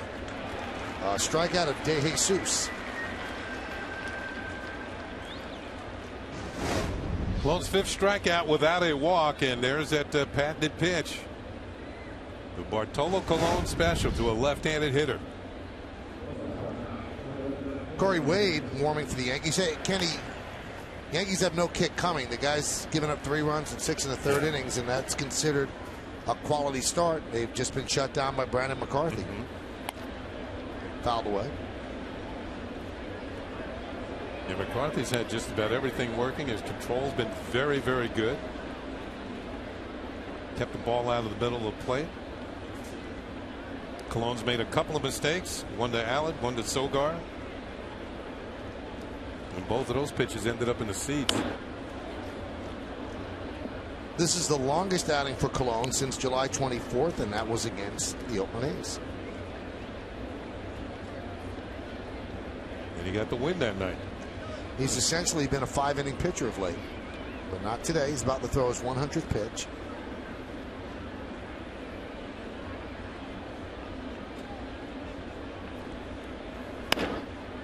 Allen is blooped into center field, a base hit off the bat of Pennington.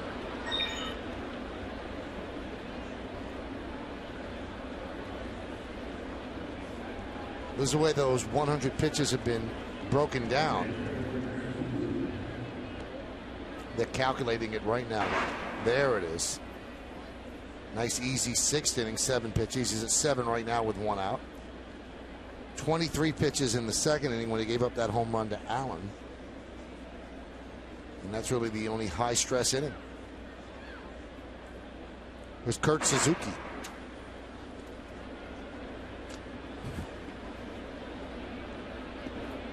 You know, but Pennington at first base. You know, the A's have changed 3/4 of their infield during the course of the year. That usually that's unusual for a team. Pennington's the only one that started the season at his position, shortstop. And he's come on since the All-Star break. He's hit pretty well. Over 300. Prior to the All-Star break, he was down near 200.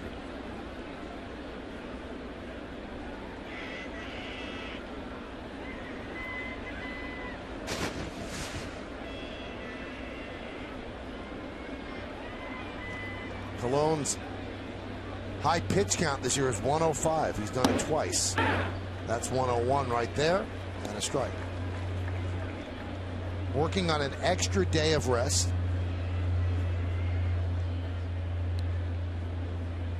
And usually he's pretty good in these situations. 6 of his 8 wins have come on a turn where he's had extra days. Fouled away.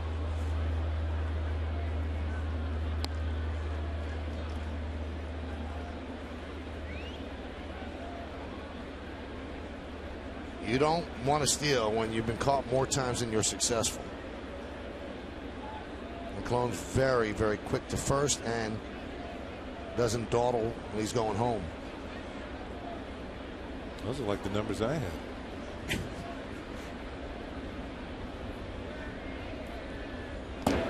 Good stop by Russell Martin. Man,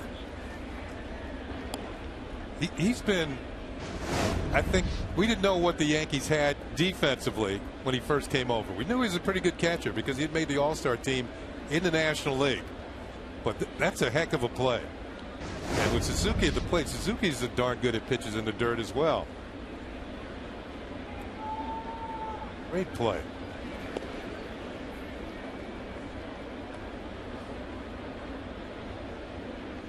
Keeps the double play in order because Pennington doesn't advance.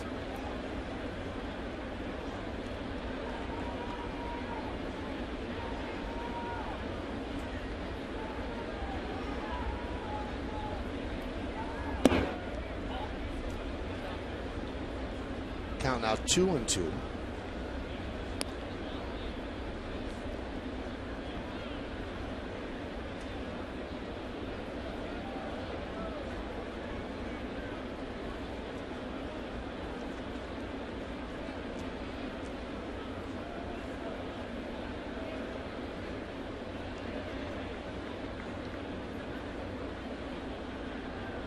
Here's the 2-2.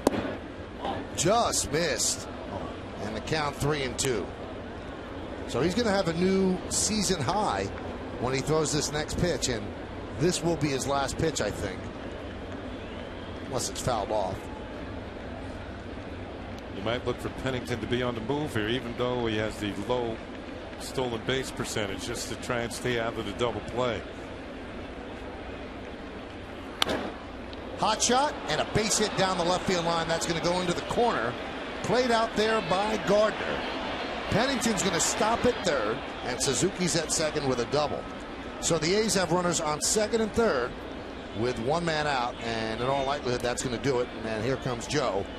So he's going to take the ball from Colon. The 8th hit for the A's, the double by Suzuki, and the Yankees are down 3-0. So Girardi's going to call on Corey Wade. It'll be Wade against Sogard. When we get back, the A's lead 3-0.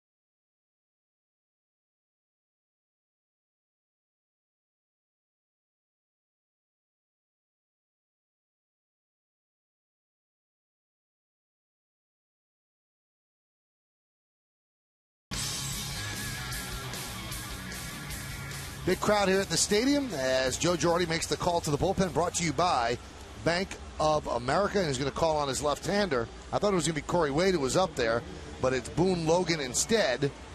And Bob Melvin is going to counter as well, and he's going to send up Scott Sizemore to pinch hit for Sogard. Those are the numbers on Logan. He's done a very, very good job. So by bringing in Logan, he forces Melvin's hand. So you either had Wade against Sogard or Logan against Sizemore. He chose to go with Logan against Sizemore. Those are the numbers on Scott. Yankees have the infield in with runners on second and third. Line drive, a base hit over the leaping try of Teixeira. That's going to go down the right field line. 2 runs will score, and a pinch hit 2-run double for Scott Sizemore, and the A's lead 5-0. Wasn't well hit, but it was well placed by Sizemore. off the end of the bat, kind of cues it over the head of Mark Teixeira. And you can see a few feet fair. 2 runs are going to score, and he has himself a 2-run pinch hit double. You can see the leap of Teixeira in vain. That'll bring up Jamal Weeks, who is 0 for 3. Pitch inside.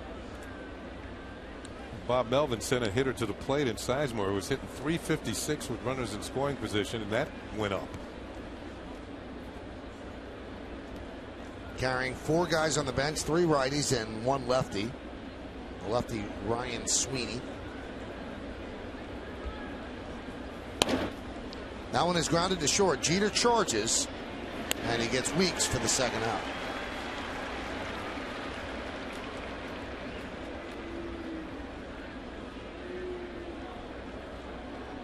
And that's going to bring up Coco Crisp. Bartolo Colon's line is now closed. 6 1/3, 8 hits, 5 runs. Didn't walk a batter, struck out 5, and a season high 106 pitches for Colon. The way Brandon McCarthy is pitching, 5-0 seems like quite a hill to climb. Crisp is 1 for 3 tonight. Logan deals. Pitch outside, 1-0. McCarthy's only at 78 pitches through 6 innings, so he's in very, very good shape.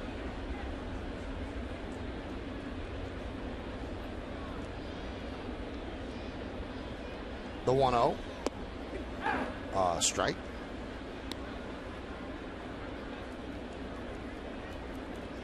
This has not been the particularly good hitting side of the plate for Crisp. He's a switch hitter, just over 200 against left-handed pitchers, but with the 1 for 3 tonight, over 300 against right-handed pitchers this year as a left-handed hitter. Fouled away. At a 100-point disparity.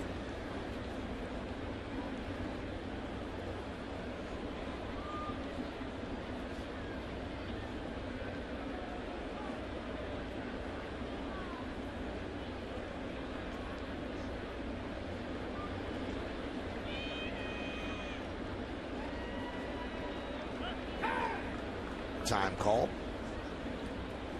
Sizemore's got a I was going to say sizable. Yeah, sizable lead at second base. You can see the infielders are back with 2 outs, and it'd be tough to throw him out on the plate on a base hit.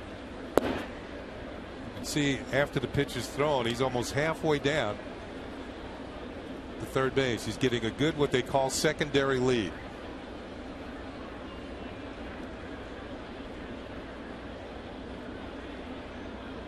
Almost no threat of being picked off with the infielders back with 2 outs. 2-2. Popped up and out of play. This chiropractic telecast is presented by authority of the New York Yankees. It may not be reproduced or retransmitted in any form, and the accounts and descriptions of this game may not be disseminated without the express written consent of the New York Yankees.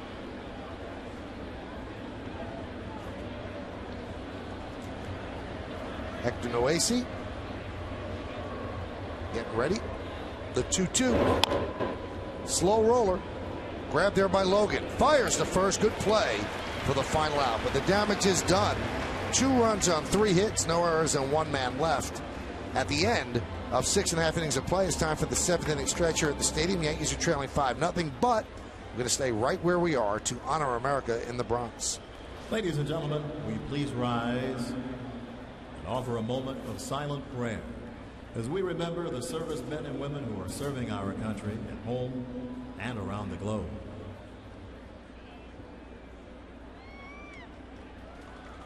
Thank you. Now joining Kate Smith's rendition of God Bless America.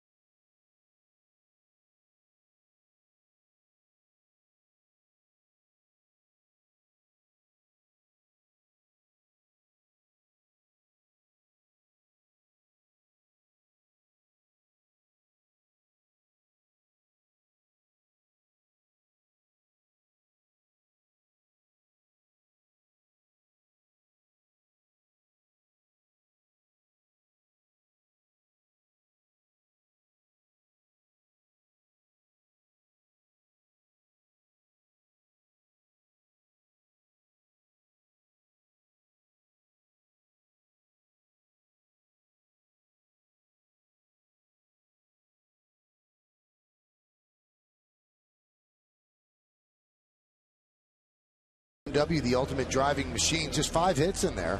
Derek Jeter has 2 of them. Cano extended his hitting streak to 14 straight. Eric Chavez with a single and Jorge Posada with a double. Russell Martin reached on a walk. McCarthy's been great. And Eric Chavez leads off the bottom of the 7th inning with a single away. So Chavez 2 for 3. Yeah, the Yankees now have 6 hits, but the problem that the previous 5, McCarthy had spaced him out. He'd given up 1 hit in each inning but 1. And in that inning, the Yankees didn't get a hit. But he's been tough when he's had those men on base. This pitch is low and stroked into right field by Chavez against his former mates. Chavez came into this game 0 for his last 11 and 1 for his last 20. So he's 2 for 3, breaking out of it. And here is Posada, who doubled the left center last time up. Pitch inside. Can the Yankees awaken from their slumber? On the Infinity scoreboard, it's 5-0 A's.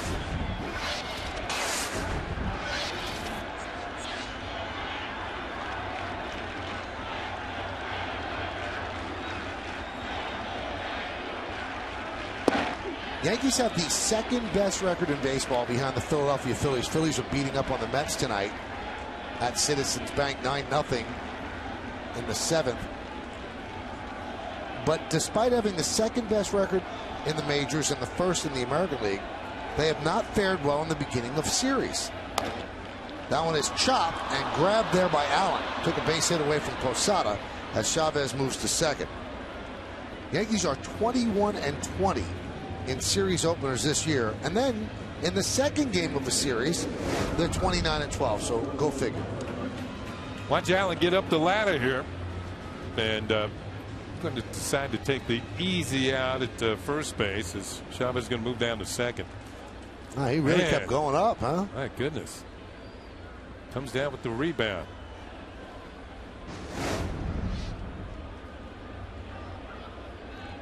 Runner in scoring position. Here's Russell Martin. Last time up with a runner at 2nd, he struck out.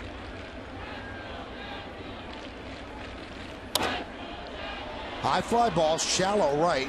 Coming on De Jesus, and he makes a nice play. Comes up throwing and holds Chavez at 2nd.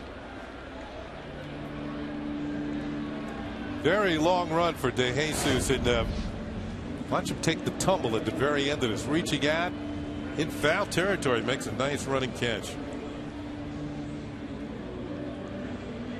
Concentration, ball in glove, tucks it in. Stays with it. Here's a right off the bat. You can see how far he has to go. Actually caught the ball in fair territory, didn't he? I think so. Yeah, I think so too. Momentum carried him into foul territory. Here's Brett Gardner. Yankees are 0 for 6 tonight with runners in scoring position. Count 1-0. Gardner 0 for 3, struck out looking in the 1st, fly to right in the 3rd, and popped to short in the 5th.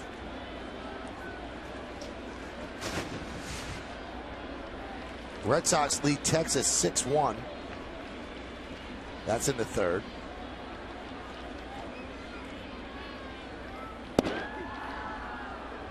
Yankees lead the Red Sox by 1, 2 in the loss column.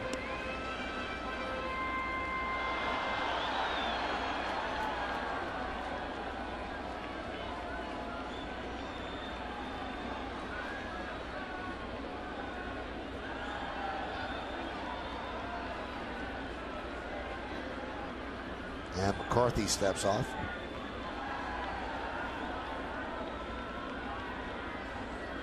And we told you about the 21-20 record in series openers, which makes this number jump at you.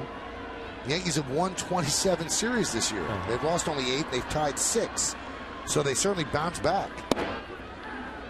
Last strike.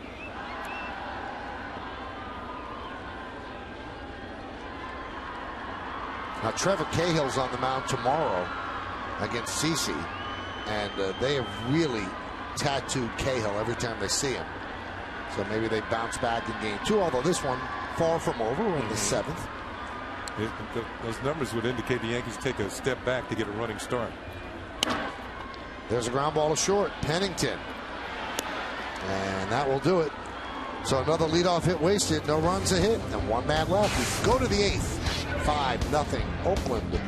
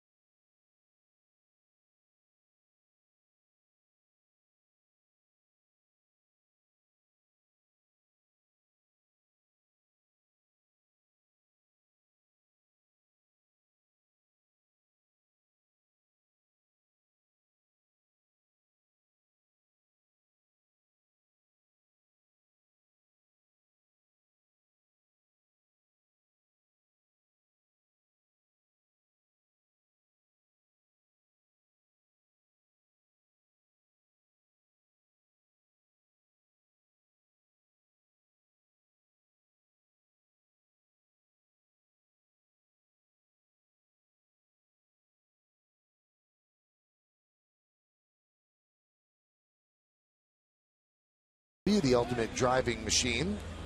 Double and a run scored for Coco Crisp. An RBI, a sac fly by Josh Willingham. Only the second home run to ever go into the upper deck in right field at Yankee Stadium by Brandon Allen. He joins Russell Branyan.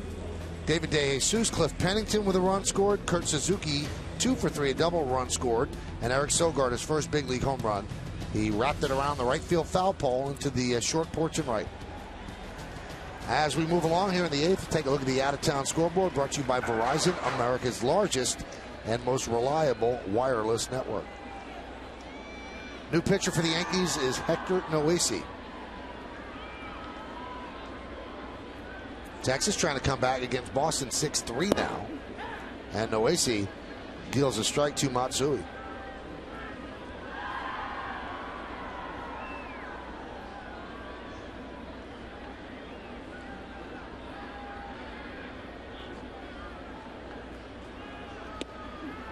Breaking ball strike. Count 0-2.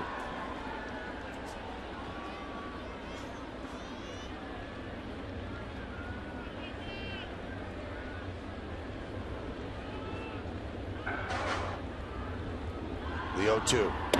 Inside, 1-2. You know, one thing I remember about Matsui is uncanny ability to hit home runs off left-handed pitchers. And opposing managers would consistently bring in lefties to face him.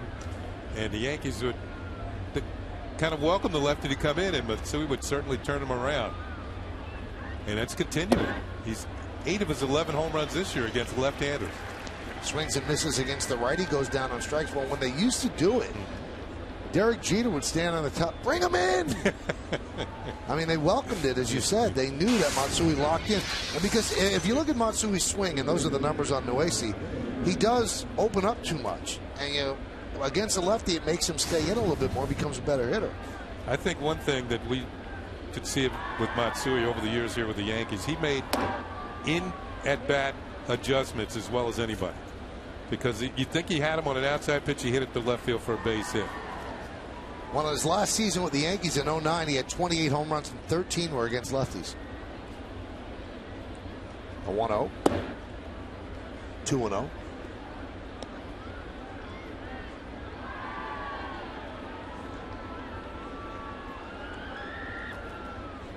Willingham 1 for 2 with the sac fly in the 6th inning.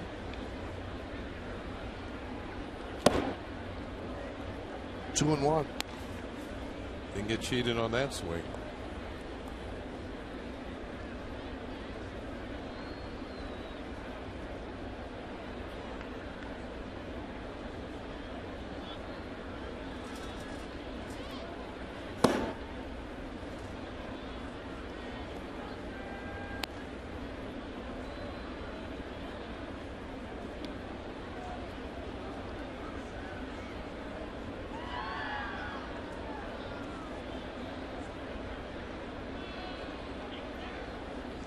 And the 3-1. 3-2. Noesi's done a nice job. First game was against the Orioles, pitched in extra innings, was in trouble all the time, kept throwing zeros up there. Game the Yankees eventually won. He got his first big league win. More sure of himself, throws strikes, and is very, very effective. And the Yankees have to feel good about the young arms that their farm system continues to produce. You've got Noesi, you've got Hughes, you've got Nova, and if a team can develop arms, well, they're a step ahead. The 3-2. Swing and a miss, and Willingham down on strikes. 2 strikeouts for Noesi.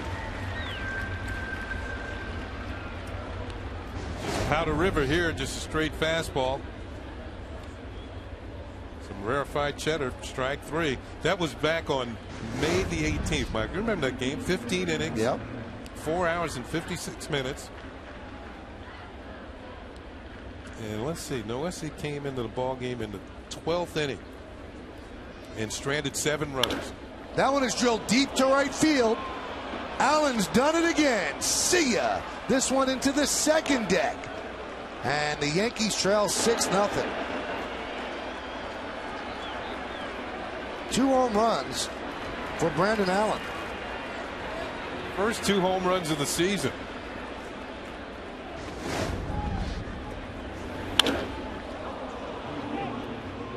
That is a quick stroke. Gets the barrel of the bat to baseball.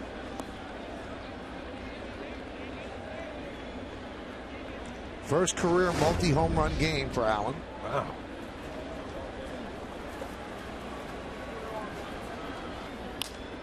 That one is served into left field by De Jesus, and Gardner will get it in.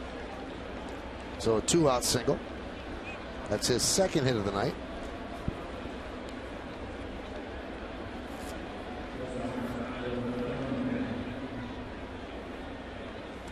Brandon Allen's trying to stake a claim to that first base position.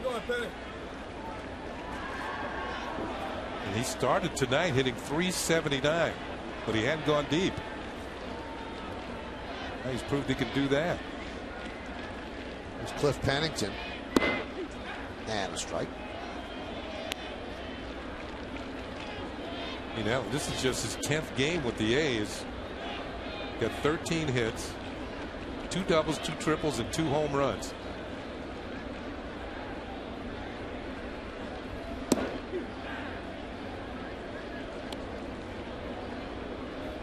In that Noesi game that you talked about, if my memory serves me correct, Colon won 8 innings as leading 1-0, and that's when Mariano gave a run up, and that's what forced extra innings. That's correct. Then, swing and a miss. Then the bullpen shut him down from that point on. Well, Noesi strikes out the side, but there's a home run and a single thrown in there. 1 run, 2 hits, and 1 man left. We go to the bottom of the 8th. It's been all A's. They lead 6-0.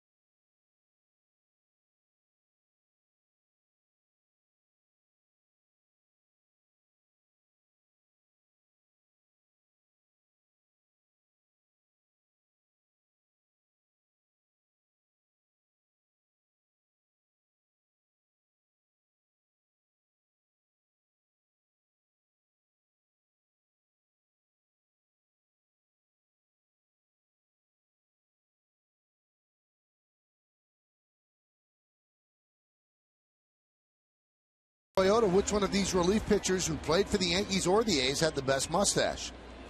Your choices: Dennis Eckersley, Raleigh Fingers, Goose Gossage, Sparky Lyle.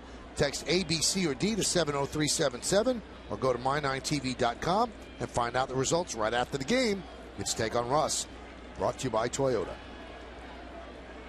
Here's Derek Jeter, 2 for 2 with a walk. Pitch outside. 6-11-0, leading 0-6-0. And a lot of the damage by Brendan Allen. 2 home runs, 2 solo shots.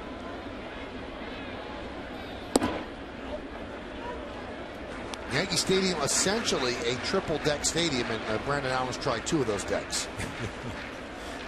And Sogard got the other one.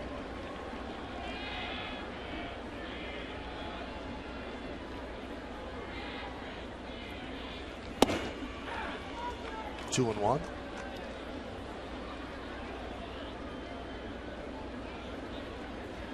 Sizemore takes over at third. Remember, he had pinch hit a couple of innings ago for Sogard. Another strike count, 2-2. See McCarthy pitch the way he's pitching against a potent offense. 6-6, 3.74. We'll see what he's done so far tonight. 2 walks, 6 strikeouts, 6 hits, but no runs. Yankees have had a hit in every inning but one, but just 1 hit in those innings. And he's walked a couple.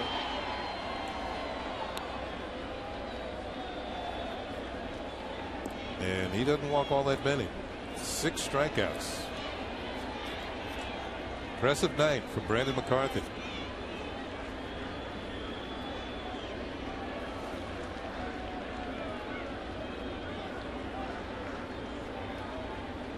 Two.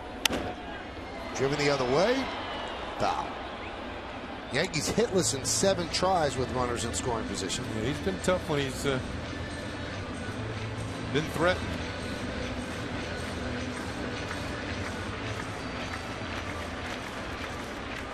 That move like Jonathan Papelbon, staring down and looks up for the sign. Does it from the windup and the stretch. Just off the end of the bat.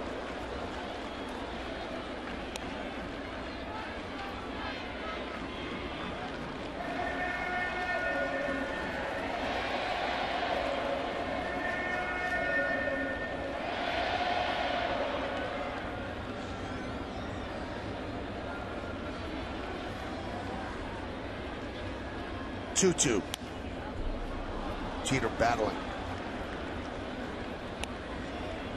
Of all the Yankee hitters, Jeter's had the best night. 2 for 2 and a walk.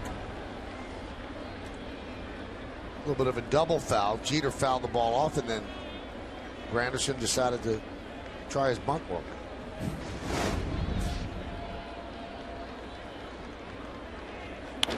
And another base hit for Jeter. He's 3 for 3. That's his 9th game this year with at least 3 hits. You might see the A's bullpen begin to stir. Slider, not quite to the outside corner the way Jeter's been swinging the bat. Not quite, is not going to get it. He's going to get it. His 3rd hit of the night. Go along with a walk. His average creeping ever closer to 300. He's at 295 now. Grounded foul. Well, McCarthy has really handled Granderson tonight. Fly ball to left end, 2 strikeouts. 1 swinging and 1 looking. Whenever the Yankees have gotten a hit off McCarthy, he's been able to come back, get the next guy out. And in one instance, back in the 4th, he got a double play.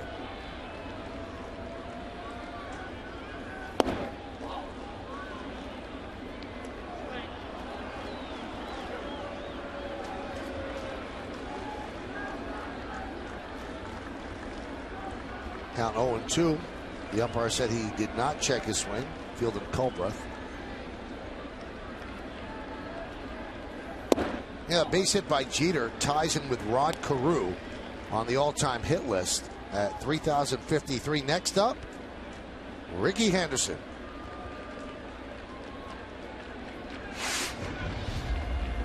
Derek has been on a tear.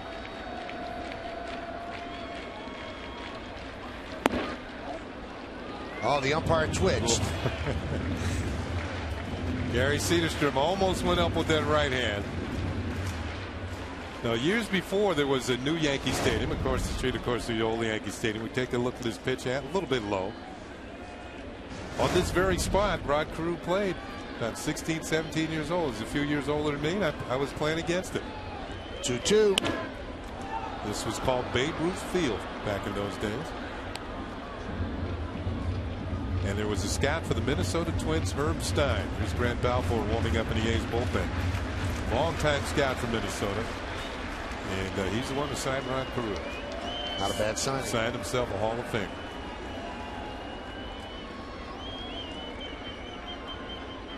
2-2.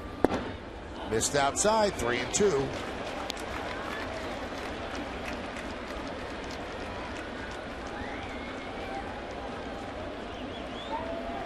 Romantic got the whole book there. He knows when he wants to go to the bullpen. 101 pitches for McCarthy. 3-2 count. The pitch. He walked him. So the Yankees have a little rally going. First and second and nobody out. Tonight after the game, he's the man of steel. Brett Gardner reveals what he saw in stolen base king Rickey Henderson to make him a treat on the bases. Tonight on the 10 o'clock news on My 9.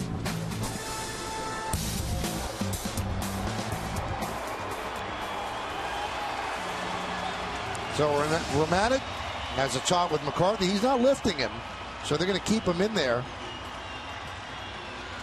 for Teixeira. His season high in pitches goes all the way back to April 15th against the Tigers. That was in Oakland. He threw 114 pitches in that game. Now that walk to Granderson, his third walk, and that ends a streak of 21 straight starts of 2 walks or fewer. And the last time he walked 3 in a game was in September of 2009.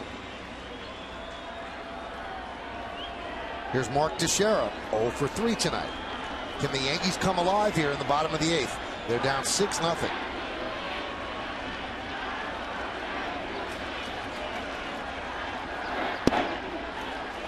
A strike. 4 for 14 against McCarthy, including his 0 for 3 tonight, and 2 of the 4 home runs.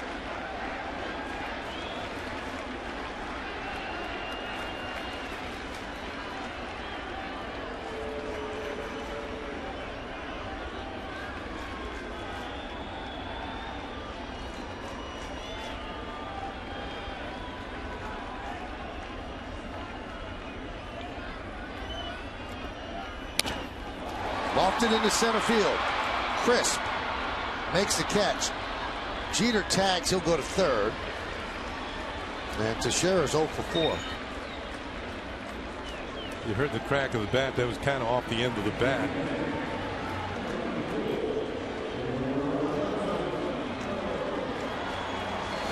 Romantic checking to see if Balfour is ready. You see the sinking action on the pitch, moving away from Teixeira. He had to reach out and get it. Got it off the end, drove it deep enough to center to allow Jeter to move over to third.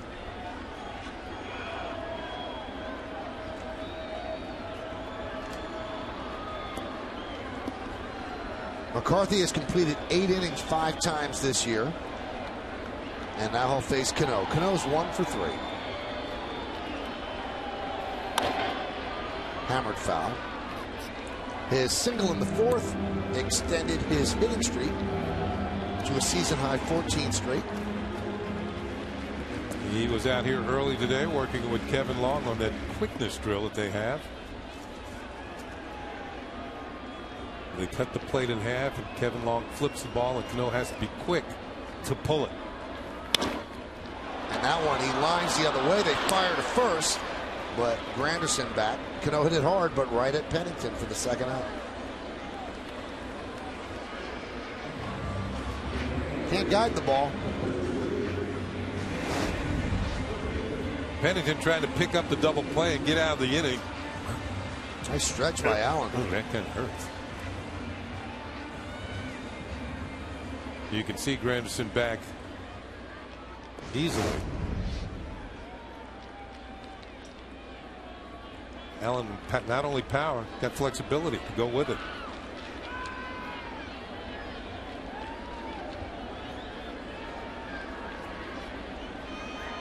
Here's Nick Swisher. That one's driven deep to right center field. Going back, crisp, track, wall. See ya! 3-run home run. Nick Swisher. Yankees back in it. They trail 6-3.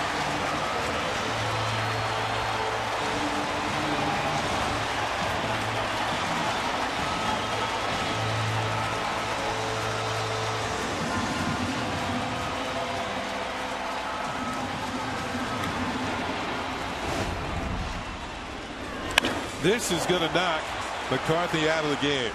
Fastball up, and Swisher gets on top of this one and rides it into the Yankee bullpen. Chris going to have the last look at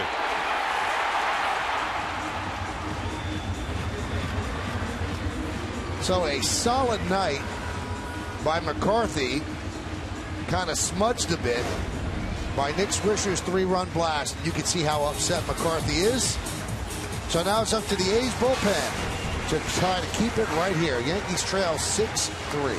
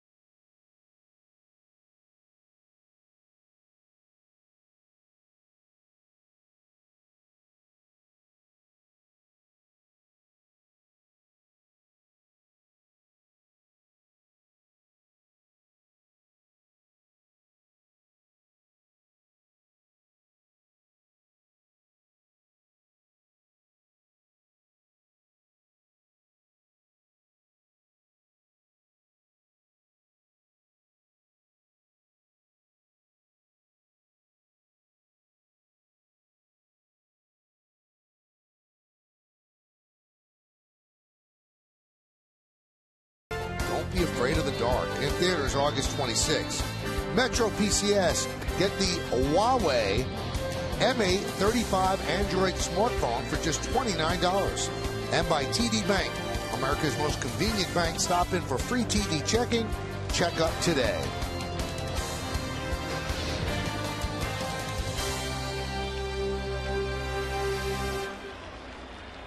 (6-3) the A's lead. And Grant Balfour comes on in relief of Brandon McCarthy, and he's going to face Eric Chavez. Pitch outside. Can the A's bullpen hold the Yankees? A 3-run home run by Swisher now has 70 ribbies. Those are the numbers on Balfour, and they are outstanding.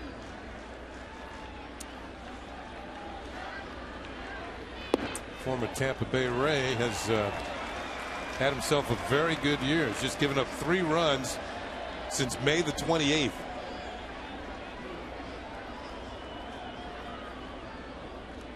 And that's over 27 games.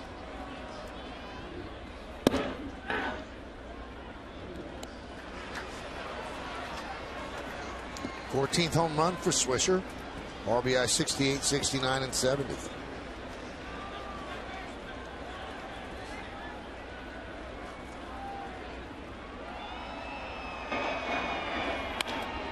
Ground ball to second. Weeks right there. And Balfour comes in to get the out. But the Yankees creep closer. 3 runs on 3 hits and nobody left on base. We go to the 9th. 6-3 A's.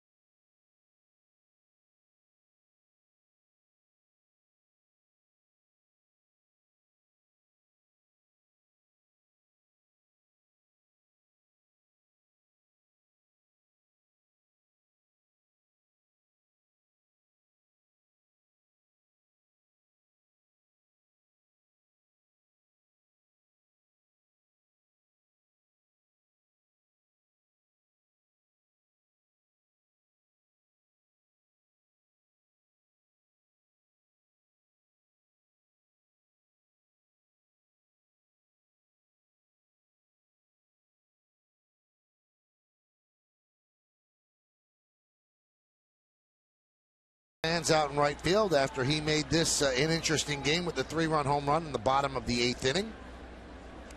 So it's 6-3 A's, and Hector Noesi's still in there, and he's going to face Kurt Suzuki, Sizemore, and then Weeks. So 8, 9, and 1 in the order for the A's.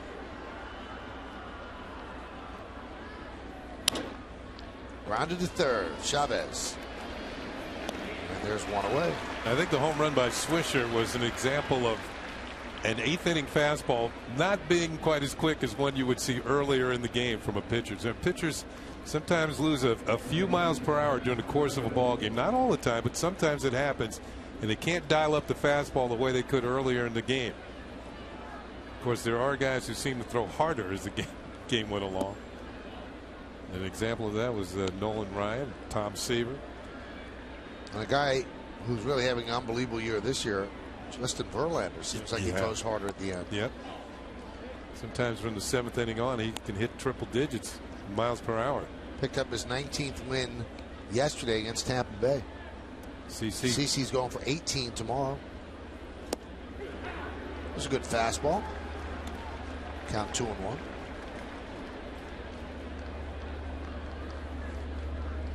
Andrew Bailey, the closer. Another good pitch. Another strike.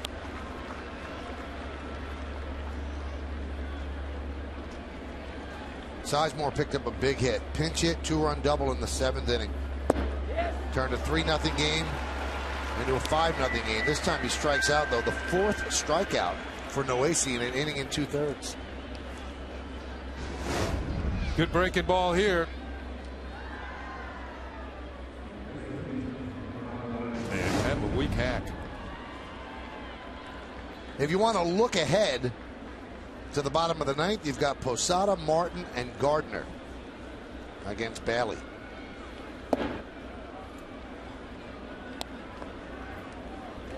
Jamal Weeks 0 for 4 tonight. Flied to left, popped to short, flied to right, and grounded to short. Count 2-0.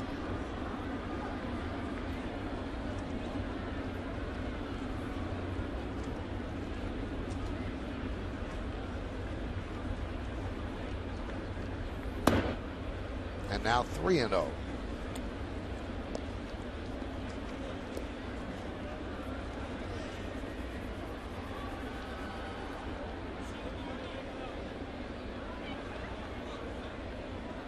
And the pitch. Right down the middle for a strike.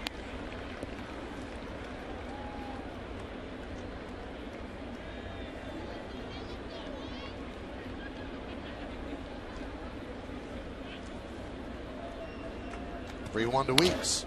Shattered bat and the ground ball to Cano. And a 1-2-3 inning for Nyea and the Yankees. Do the Yankees have a rally in their bones? Bottom of the 9th inning coming up.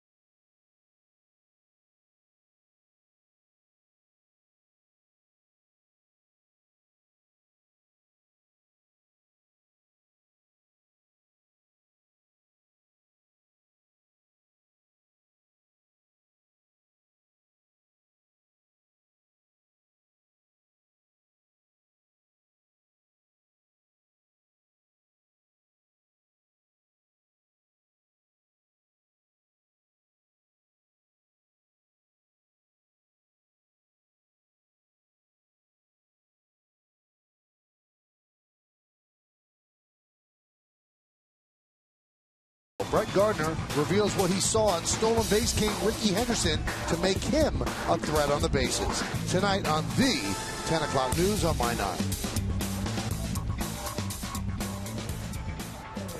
It's time for the A's closer, Andrew Bailey. He has 16 saves.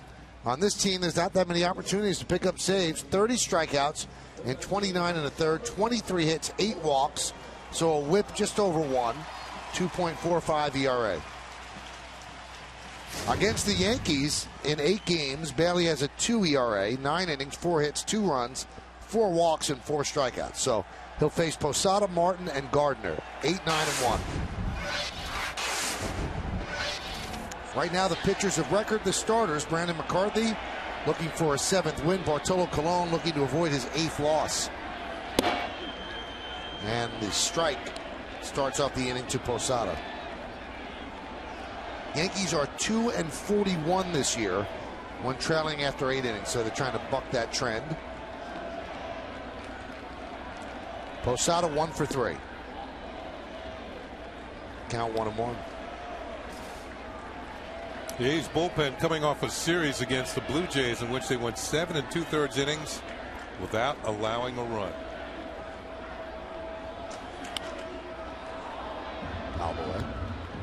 And that included Andrew Bailey. He's from New Jersey. That's in South Jersey. Oakland drafted him in the 6th round in 06. He was a rookie of the year in 09. Great numbers. 2-time All-Star. That's down near Haddonfield and Collingswood.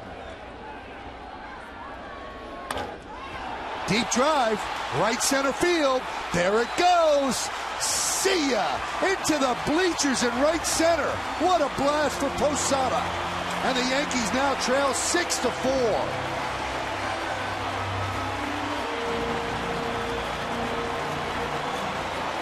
Oh, did he crush that? All 11 of his home runs have come from the left-hand side of the plate. And it looked like a little slider that was up. And then it was up, and away. Into the bleachers in deep right center field beyond the Yankee bullpen. We see some long home runs tonight. Now the Yankees need a base runner to bring the tying run to the plate. And they've got that base runner.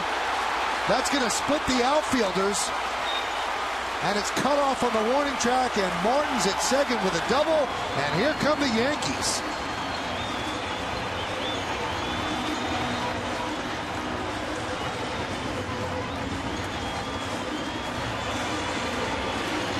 Rothschild has to get somebody ready in case there's a 10th inning.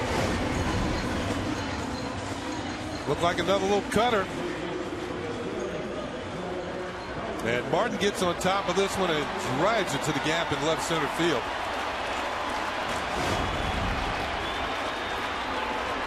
Home run and a double, and the Yankees now bring the tying run to the plate in a game that they were trailing 6-0. The home run by Posada, just the second home run that Bailey has allowed this year. Josh Hamilton hit the other. There's a strike to Gardner.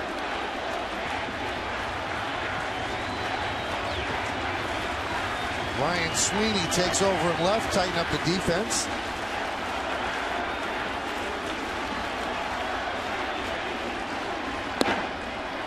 Count 1-1. A crowd of 47,343. Haven't had much to cheer about until the bottom of the 8th inning. The 3-run home run by Swisher, and now a solo shot by Posada. Fouled away.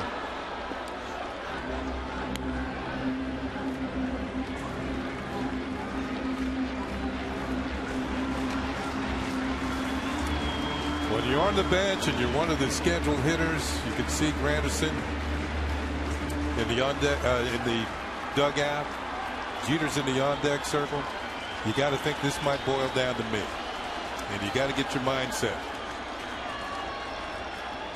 The 1-2. Chop toward third. Going to be a tough play. Scooped up there by Sizemore. He can't make the play. And now the Yankees have the tying runs on.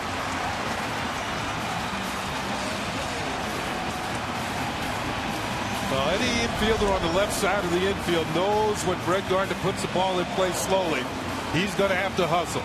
Sizemore trying to make the quick transfer from glove to throwing hand. Cannot do so.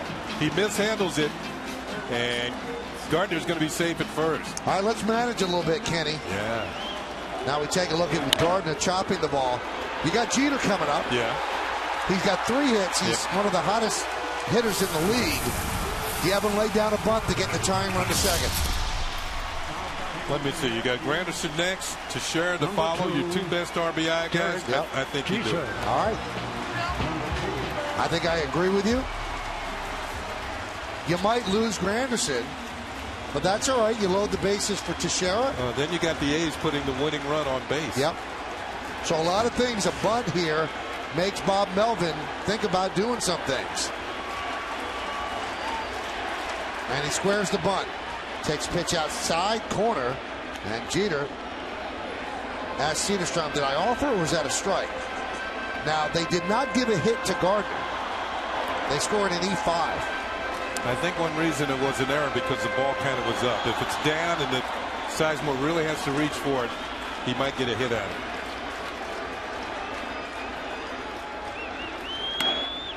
Jeter bunts back to Bailey. He has one play, he makes it at first, and the sacrifice is perfect. You scored 1-4, and now the tying runs at second base. So Jeter still has the perfect night, 3 for 3 with a walk, and now a sacrifice.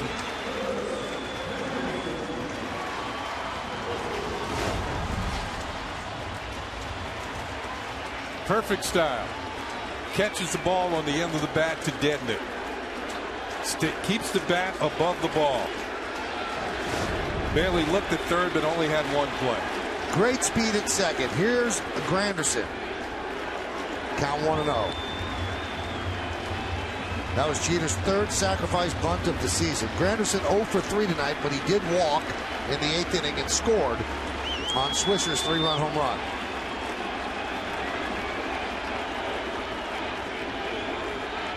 The 1-0. Foul back. Just missed that pitch. That was his best swing of the night.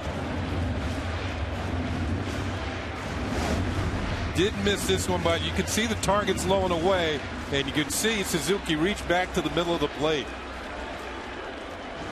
Dangerous pitch. Martin's at third. Granderson is at second. Bottom of the 9th inning. A's lead 6-4. The 1-1. 2-1.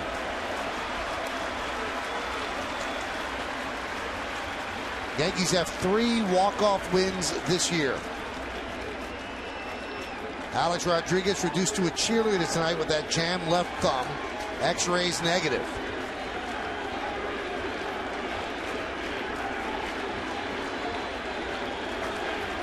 Bailey, the 2-1.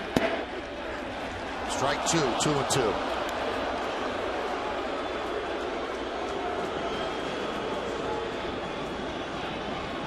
Mark Teixeira is on deck.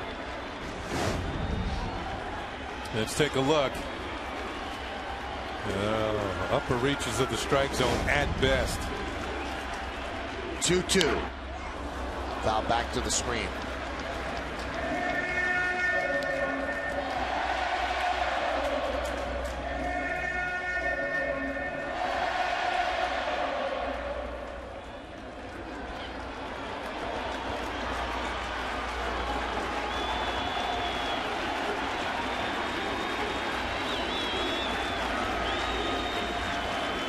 Bailey gets a sign from Suzuki.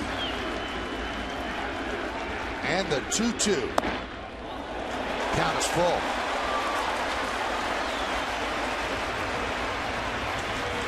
Bob Melvin sweating this one. He had a 6-0 lead going to the bottom of the 8th inning. Now the game hangs in the balance in the bottom of the 9th. The 3-2.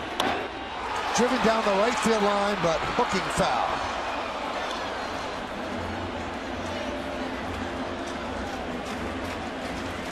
The A's have won 4 of 6. They are 57-70.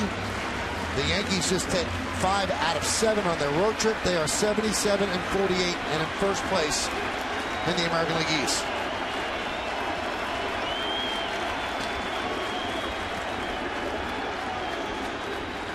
And the 3-2. He walked him. Bases loaded.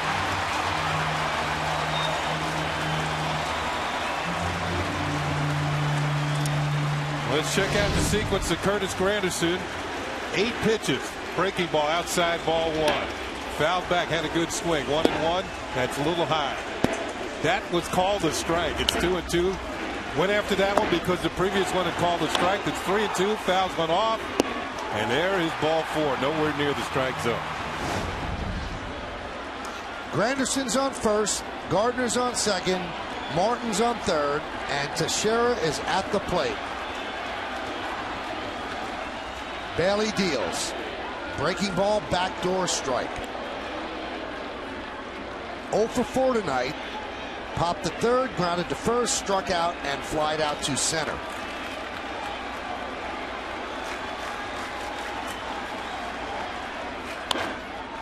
Popped up, left side.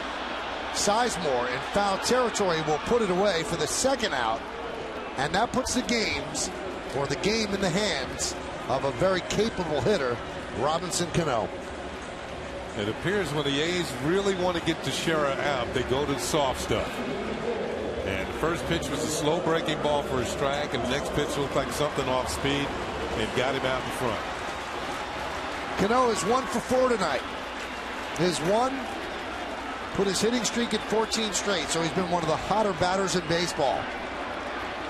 Martin's on third. Gardner's on second. That's the tying run. The winning run's at first. That's Curtis Granderson. And the guy who can get them in is Robinson Cano.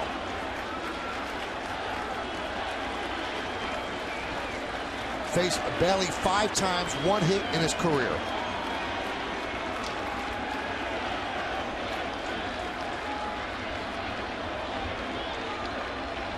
And the pitch, high. Yes. Posada started this inning with a home run. Cano 5 for 13 this year with the bases loaded. 14 ribbies, 1 grand slam. The 1-0. 2-0. You know, sometimes when you're a hitter, you come up to the plate, you check the fielders out.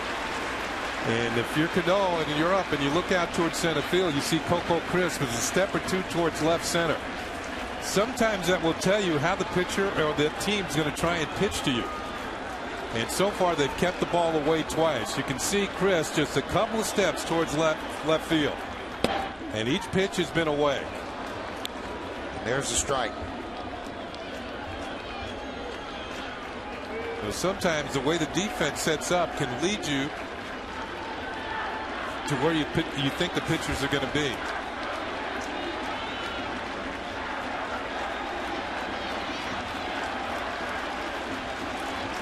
The 2-1.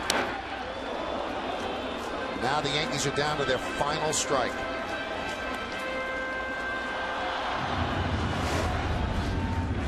Here's a look at the last pitch, and this is up.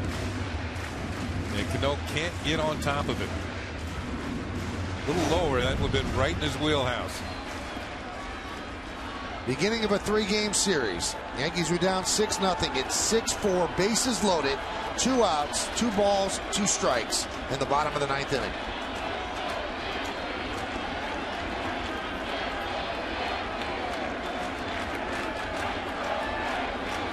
The moment of truth on this Tuesday night. Bailey. The 2-2. Count is full. Now the Yankees get a little bit of an advantage there. The runners will go, and the winning run is at first base. Nick Swisher's on deck. Yankees tonight 1 for 12 with runners in scoring position. They need a big hit here.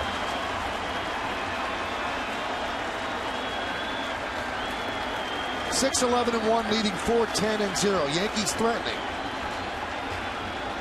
The runners go. The 3-2. They'll do it again.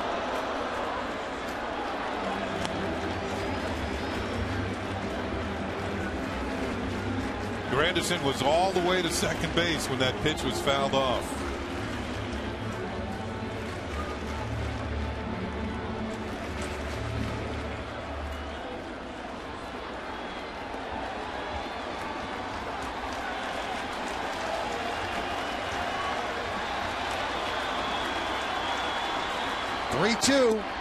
He walked in a run. And the Yankees now trail by 1, 6-5. And that puts the game in the hands of Nick Swisher. And Bob Melvin did not like that call. Well, we've seen tonight that Gary Cederstrom is more apt to call the high pitch a strike as he is the low one. Melvin thought, you can read his lips, where's that pitch? Watch Suzuki's glove. Suzuki tries to bring the ball back up, which means he had doubts that it was a strike. A fired up Bob Melvin. Give Cano a run batted in. Well, that's going to bring up Swisher, who made this a game with his 3-run home run in the 8th inning. Now he has a chance to win the game. The tying run is at third. That's Brett Gardner. Anything gets past Suzuki, Gardner's going to try to score. Pitch is high. No place to put Swisher. You'll walk him. The game is tied.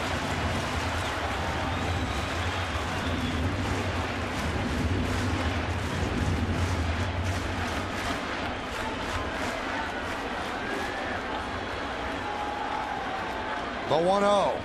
2-0.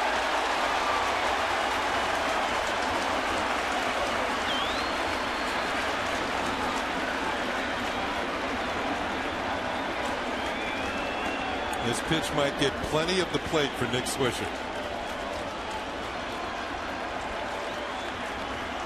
Bailey can't afford to go 3-0. That one's driven deep to center field. Chris back on the track. He'll make the play on the track for the final out of the game. Nick Swisher gave it a ride, flirted with a game-winning grand slam, but Crisp ran it down, and the Yankees lose a heartbreaker, 6-5. Kenny, he got the 2-0 pitch, you thought. Yeah, it was right there. He gave it a ride, but he picked on the furthest part of the ballpark, almost straight away center field. And Coco Crisp ran it down for the final out of the game, and the A's hold on to get a win in this opening game of this series. In the 9th inning, 2 runs on 2 hits, 1 error, and 3 men left, and here's how it ended. Swisher extends. Got decent wood on it, and there's the reaction of Bob Melvin as Chris makes the catch, and you can see the Yankees disappointed as Coco hauls the ball in. Bailey's not sure. Now he is. Well, he made him sweat for that save, and the Yankees battled back from 6-0 down to have the tying run at third base. The bases loaded, but it ended all on the warning track in center field. We'll be back.